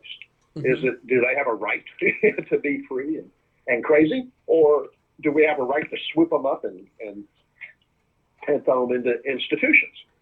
Yeah. Do they? I don't know is that they have the ability to make sound mental decisions when they had mental disorders. Mm-hmm. And I think we owe it to our vets to heal them and to take care of them. And if that means putting them in an institution, but not one of these bare bones government, asylums, but something where we actually take care of them. More like one of these homes for old people to go and, live in until they die. Yeah. Now, the fourth one is to help build a home for severely injured vets. And they recommended building homes for heroes. Is that okay? Okay, well, that actually may help. Wow, there you go. There you go. The question is, what's a hero? Mm-hmm. People have called me one, and I would argue adamantly that I'm not a hero. I would just completely disagree with the fact that I'm a hero. Mm-hmm. And I don't agree with that crap. Well, you serve, so you're a hero. Oh, bull crap. There's a lot of good people, and there's a lot of bad people I serve with. In the military, you have people who are drug addicts. You have people who rape. You have people who steal. And it's like any other. It's just a microcosm of the world. So the fact that they served, it means, okay, they served. But well, let me they ask didn't serve honorably. I don't know why, Yeah, why you build a home for them. I understand that one. But does the I would love someone to come build me a home. If anybody wants to do that, come do it, because I need a big ass home for all my family that I'm adopting. There you go. But if they're, what these usually are is they find some vet who just got blown up, and they'll go build him a house, and that is good. Yeah, I have no problem with that, because now the guy can't generate income. He's living off of a paltry disability check from the military. And we're talking 100%, you're talking $2,000 a month or something like that. It's tax free, but still. Yeah, that covers the prescriptions. Right. And let's remember that he's going to have expenses that the VA doesn't cover. His life is shortened, so his family won't have him around. I mean, there's no reason for me to expect to live another 20 years. Mm-hmm. Where most people our age, we're going to be in their 80s or 90s. I don't expect to see 70. Mm-hmm. And why is that? Because of my injuries and the fact that I take all these chemicals constantly to be able to get up and move around. Mm-hmm. And so my life is, my doctors monitor my kidneys and livers like you would not believe, because of all the pain pills and stuff I take. And they're always freaked out about everything. And so they're always monitoring. And they told me just be aware that I can either live longer and in pain, or I can live my life productively now and not live as long. So mm-hmm. I said, I use the same philosophy when you told me I should cut out red meat and sodas and wine wine and stuff. I said, screw it. If I can't eat bacon, why live? Yeah. So my life is shorter because I eat a lot of bacon, and my life is shorter because I take a lot of pain pills. But I'm going to live my life productively and on my own terms. Yeah. So you got these guys that are injured, you know, they lose their legs or something. Their bodies are traumatically impacted, and their lives are shortened because of that. Oh, I want to ask you, Professor. I want to ask you here: is a paper pusher a hero, the way an infantryman is? Oh God, you don't want to ask me that question. When I was in the military, and let me just go ahead and say that I respect everybody that goes in the service, no matter what you do. Okay, Yeah. But I was a prima donna. I was a flyer. I was enlisted, but I flew. I wore a flight suit to work every day. Mm-hmm. No one knew what to do with us because we weren't officers, and you know the Air Force doesn't have warrant officers, so which is what they should do. They should implement a warrant officer program because that's where we belong. But they don't, so we were kind of like redheaded stepchildren. The officers didn't know what to do with us, and the enlisted didn't know what to do with us, and we all ran around as prima donnas making our own rules. Mm-hmm. Now, we had a term, and it was a pejorative, but we used the term shoe clerk. Okay, and that's because we had to go and get our uniforms issued. And so when we needed new combat boots, flight boots are different. You know, they have a long shoestring on it with a zip tie, and you open them up and they're wide. And what you do is you can sit there, and the next thing you know, you have to scramble. You grab your boots, you pull them on, you pull the string tight and zip the thing down, wrap them around, flip the Velcro strip down, and you're ready to go. Yeah. Okay. You can get in your boots in about 30 seconds and out the door. And that's what they're designed for.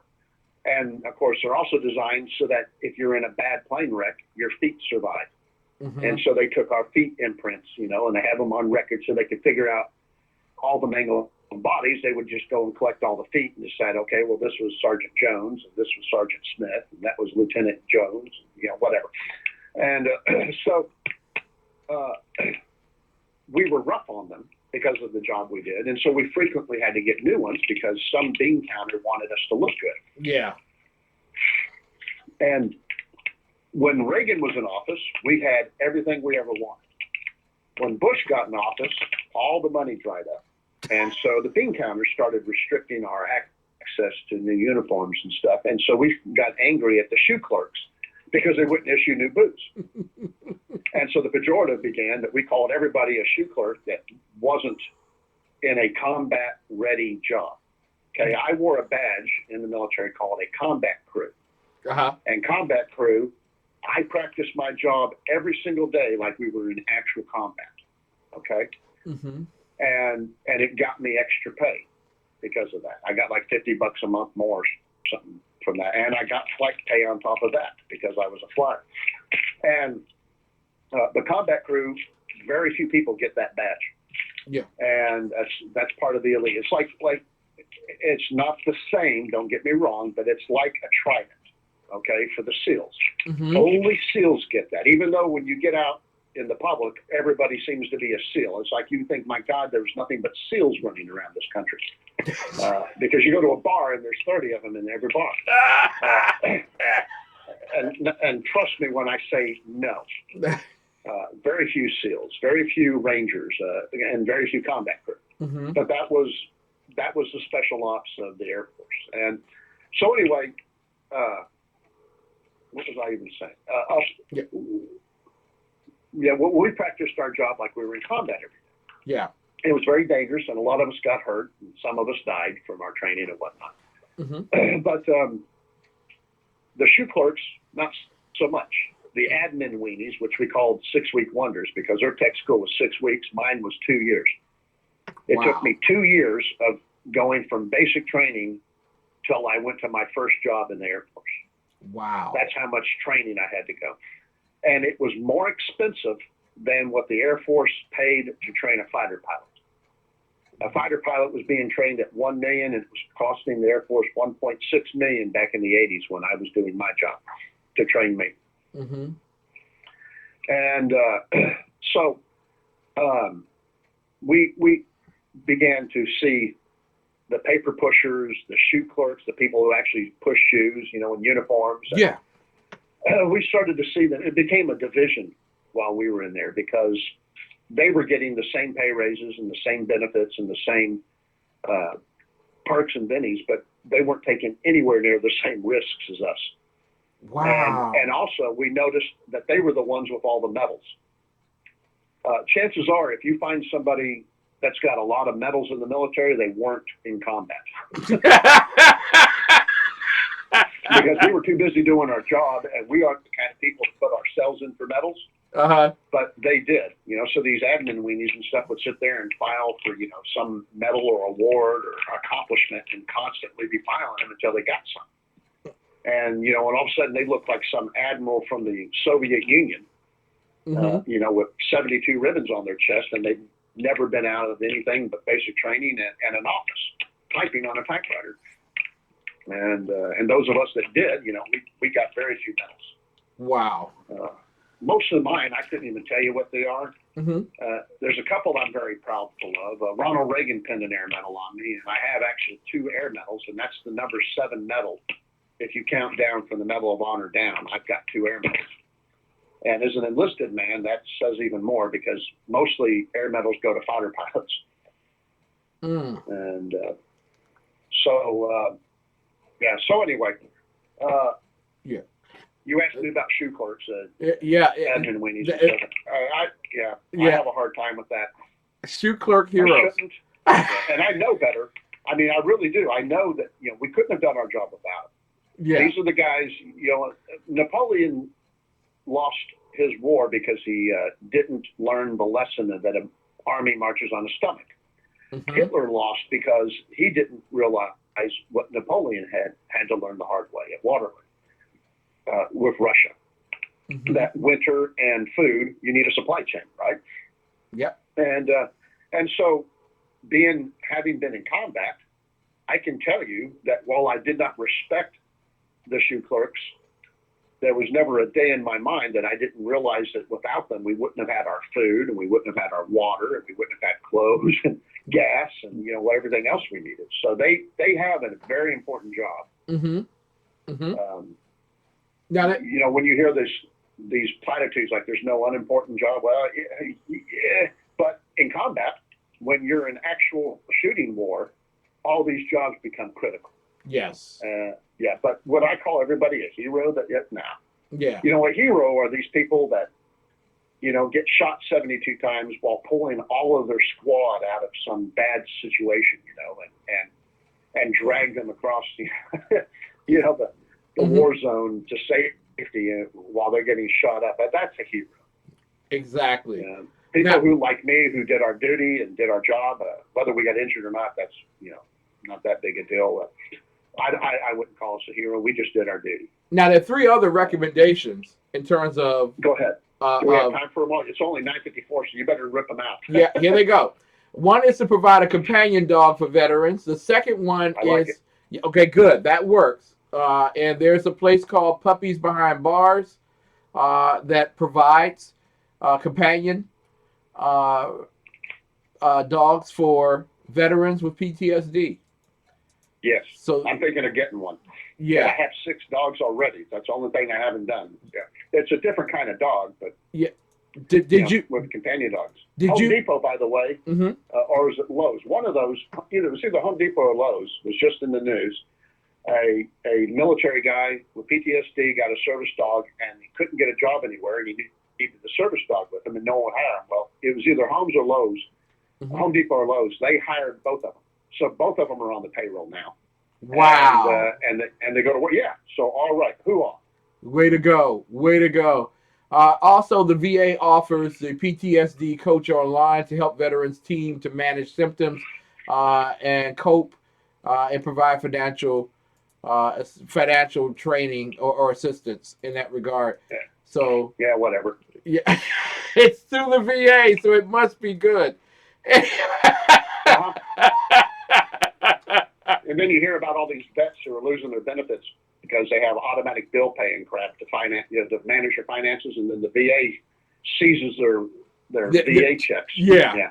Mhm. You know what I'm talking about. Yeah, I know exactly what you're talking about. Yeah, so screw that. Screw- I don't for anything. Don't go to the VA if you don't have to. Yeah. Number 2. You log on for financial assistance, you learn you lost your concealed carry license because of it. Forget it. Yeah, don't do it. Donate frequent flyer No. miles. The Fisher House Foundation works with people around the country. Good group. Good group. There we go. So the Yeah. Fisher House is a good group, recommended. What they do is they provide housing. So like when I had my nose surgery in the Air Force, I couldn't breathe out of my nose, so I couldn't do my job. Mhm. And the Air Force thought, crap, we spent a lot of money training this guy. So they sent me to Wilford Hall down in San Antonio for nose surgery, where I actually died on the operating table. Wow. And, so I had a long recovery. And they flew my wife on a DC-9 on an Angel flight, and they flew her down there to stay with me, and they put us in a Fisher House so that they could, my wife could help take care of me, and we didn't have the expense of a hotel room and all that. So we stayed for like a month in one of those, and it was a godsend. So it helps families be able to reduce the cost and impact of assisting veterans as they're recuperating. And there's nothing like having a family member help you while you're doing that instead of being all alone. Yeah, here's the last one, Professor. Go. You tell me if this really helps. No. Give a veteran a ride. The Disabled American Veterans provides free transportation to men and women who can't travel to Veteran Affairs medical facilities on their own. Yeah, that's not a bad deal. Okay. I've often thought that if Lyft or Uber were smart, they would offer free rides to the VA. Not to the Dallas Cowboy game or to the bar, but Yeah. if a vet needed to get to a doctor's appointment or something, they should advertise. Yeah. Vets call up and get free rides. It makes sense. And so I don't know why that there's not more of that out there. Exactly. Yeah. But But that would help. mhm. But again, I ask you, why do we need third-party things to do that? The VA should have some stupid little van to go around and pick people up, Mhm. and pay some guy minimum wage to drive it all day. Yeah, And makes but if sense. the VA did it, the guy would make $80,000 a year. And not in Washington D.C. I mean, in Texas, he'd make $80,000 a year. He'd probably make six figures in Washington D.C. Right. He'd probably make 150,000 in DC, and rarely show up for work. So Right. Benefit package, 6 months vacation every year. But there's no reason that each VA group doesn't have 2 or 3 of those driving around picking up vets if they need it. Now, most of us wouldn't use it. You got to remember that we're a proudful bunch, yeah, and we don't like having to ask for help or to do things like this, and a lot of us would sit home and not go to an appointment than to call up and ask for a free ride somewhere. exactly. Because it's just not in our nature. You got to understand how people in the military think. Mhm. And a lot of this stuff would be okay. I mean, the military, most of us would probably be uncomfortable with it, but Exactly. we'd accept it if it happened, but we certainly wouldn't seek it out. And, and like I said earlier, most of this isn't for the vets. It's to assuage the guilt of the people who absolutely do nothing. Exactly. And I'm not disparaging people who don't go in the military. Only 0.5% of the country has ever served in the military. Mhm. And there's just not that many spots open. I mean, you can't possibly have the entire country served. But there are a lot of people who have profited off of what we've done, and their guilt is forcing them to do things like this, I think. Listen, Professor, we are so honored to have Yes, sir. you on our program as the host of New Day Black and Red. Underground And we kind of Professor. broke some new ground here. You got me to say things and talk about stories that I don't tell anybody. Thank you. Don't expect this much more. I don't do this very often, but yeah. Next, Mostly because I don't want to make it sound like I'm some kind of big, meanie, negative guy Yeah. that hates everything. no, even though but that's it's exactly where I reality. am. Professor, it's reality. Some stuff isn't for y'all. It's for us. We're doing it for ourselves to make us feel good. Doesn't help y'all one bit. See what I'm saying? Yeah. The foster house, The Fisher House. dogs, Yeah. Fisher House and the dogs. That's great. The Yeah. rest of that, crap. You'd be better off spending the time and the money and the energy and the infrastructure and and all that on doing things that actually could be productive. Exactly. And well, and that's fund the VA, fire the assholes that are running it, and actually provide. This is something I'm hoping Trump will actually do. Yes. Is remember the challenge I gave Trump to set up a suicide hotline for the VA that actually works? Yes. Yes. Agador thought that was a great idea. We tried to present it, and it went nowhere with the Trump administration, with the people at the campaign, because they were busy running a campaign and they weren't interested in that. But now that it's over, maybe we ought to reintroduce that concept again. But Trump should have absolutely no problem fixing the VA and getting it to run right. The problem here isn't really the VA. It's the mindset of the public. What happens to the vets when they get out of the military? Most of us have no clue. We don't know about the impacts to the family life while they were in, and we don't know what happens to them afterwards. But if we see a news story about one particular vet, then we get all worried about it. We want to do something. And then we get stories like what you read to us about, 7 things that, blah, blah, blah. This should be our way of life. We shouldn't have to tell people to go thank vets. We shouldn't have to, create third-party situations that will fix the ability for vets to get rides to the VA. This is stuff that should be fixed already, and it should be done through the VA, because that's what we decided. At some point, we decided that VA would be the end-all to take care of veterans in this country. I think we should just abolish the VA. You want step 1? Abolish the VA right off the bat. Get rid of it. We don't need it. We don't need it. We have a great medical system for active duty, and that should just stay in place. But for vets, we need to get rid of every VA hospital and turn it over to civilian control, and let a for-profit civilian control run those VA hospitals. And then what we need to do is to issue a Blue Cross Blue Shield card to every veteran and say, no matter what doctor you choose, no matter what institution you go to, we're paying the bill. Yep. And let them go and take care of it. We don't need an infrastructure. We don't need all these people getting benefits and salaries and retirements and costs, which, think about it. Everybody in the VA system that's getting benefits, retirement plans and stuff, that's all money being taken away from veterans. I know it doesn't seem like that, but when you're giving some guy 6 figures a year to work in the VA, and then he quits after 20, 30 years, and he starts drawing a retirement for the next 40 years, that's money that's not going to a veteran. Yep. All right? And that's money that's not going into the VA system to help a veteran, to buy equipment, to get rides, to get bandages or pills or whatever. So all of that is being taken away, and it would be a lot cheaper if we just gave these guys a Blue Cross card and said, you go and pick the doctor, and you go to the hospital that's closest or whatever you want to do, and you go do that. And it would save this country, scabs of money. Yeah. And if I want an appointment with my doctor that I have insurance with or that I pay cash with, I can get it tomorrow. I want a VA appointment, I have to wait a month. All right? So you get rid of the VA, and every vet can have an appointment the next day. The civilian doctors, they're there. And all the government has to do is appoint some bean counter to write checks to the doctors. And we already have plenty of those under Obamacare, so it shouldn't be that big a deal. Bingo. And that would, one stroke, we would do more for veterans across this country than all 7 or 8 or 9 of those things that we just read. Professor, this was a very powerful and important show.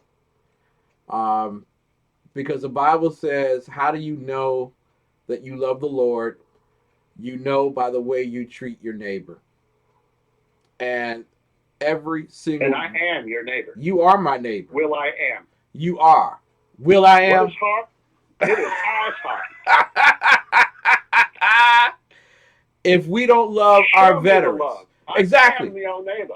Exactly. If we don't love our veterans, how do you say that you love the military? You can't. Come on, I'm quoting Will I Am, and you're not helping? No, I ain't helping, because them I don't be like that. You know what I'm saying? This is why I have the #1 urban talk show, is that I'm whiter than white, and I know who Will I Am is. Exactly. and I can tell you about a country music show. You know. Yeehaw. Yeah. Listen, ladies and gentlemen, you've been listening to a very special Christmas episode, Christmas in America. Short bus. Why we Short must bus. turn to Valley Forge for inspiration in 2017. And talking with the underground professor, Dr. Michael Jones, we do need to make some changes. Yes. That means that we love our veterans enough to give them what we promised and to satisfy their needs. And after we've done that, then we can expand the military and protect every American and every opportunity around the world. Ladies and gentlemen, if you don't remember anything that we said tonight, live from Fort Worth, Dallas, Texas, with the underground professor who's rooting for the Dallas Cowboys this week, and live from Washington, D.C. Please. He's going to be benched. To the future, baby. Dak to the future. Dak's going to be benched. Anyway, one more loss, and Romo will be back. And there goes the playoffs.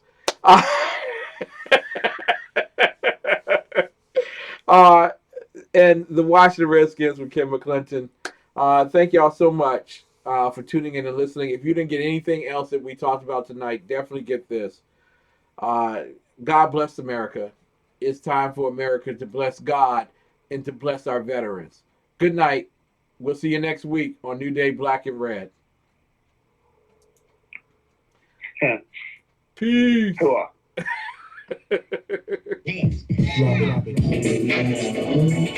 Good night, Professor. Good night. Thank you, my friend. Thank you.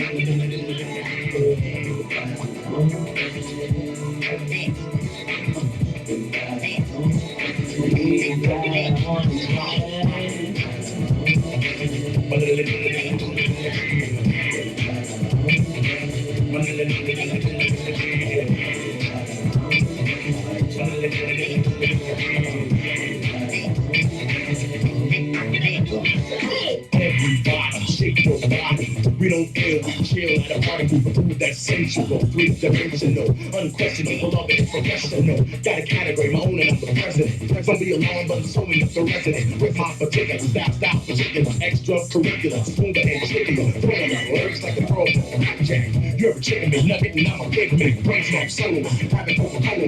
Doing very well, cause I'm taking right hold of this bag. Break under the table, direct the breaker. Put up on the floor, through the heavy shake. Started with the power, I'ma end it with a bang, bang, bang. We got our own thing.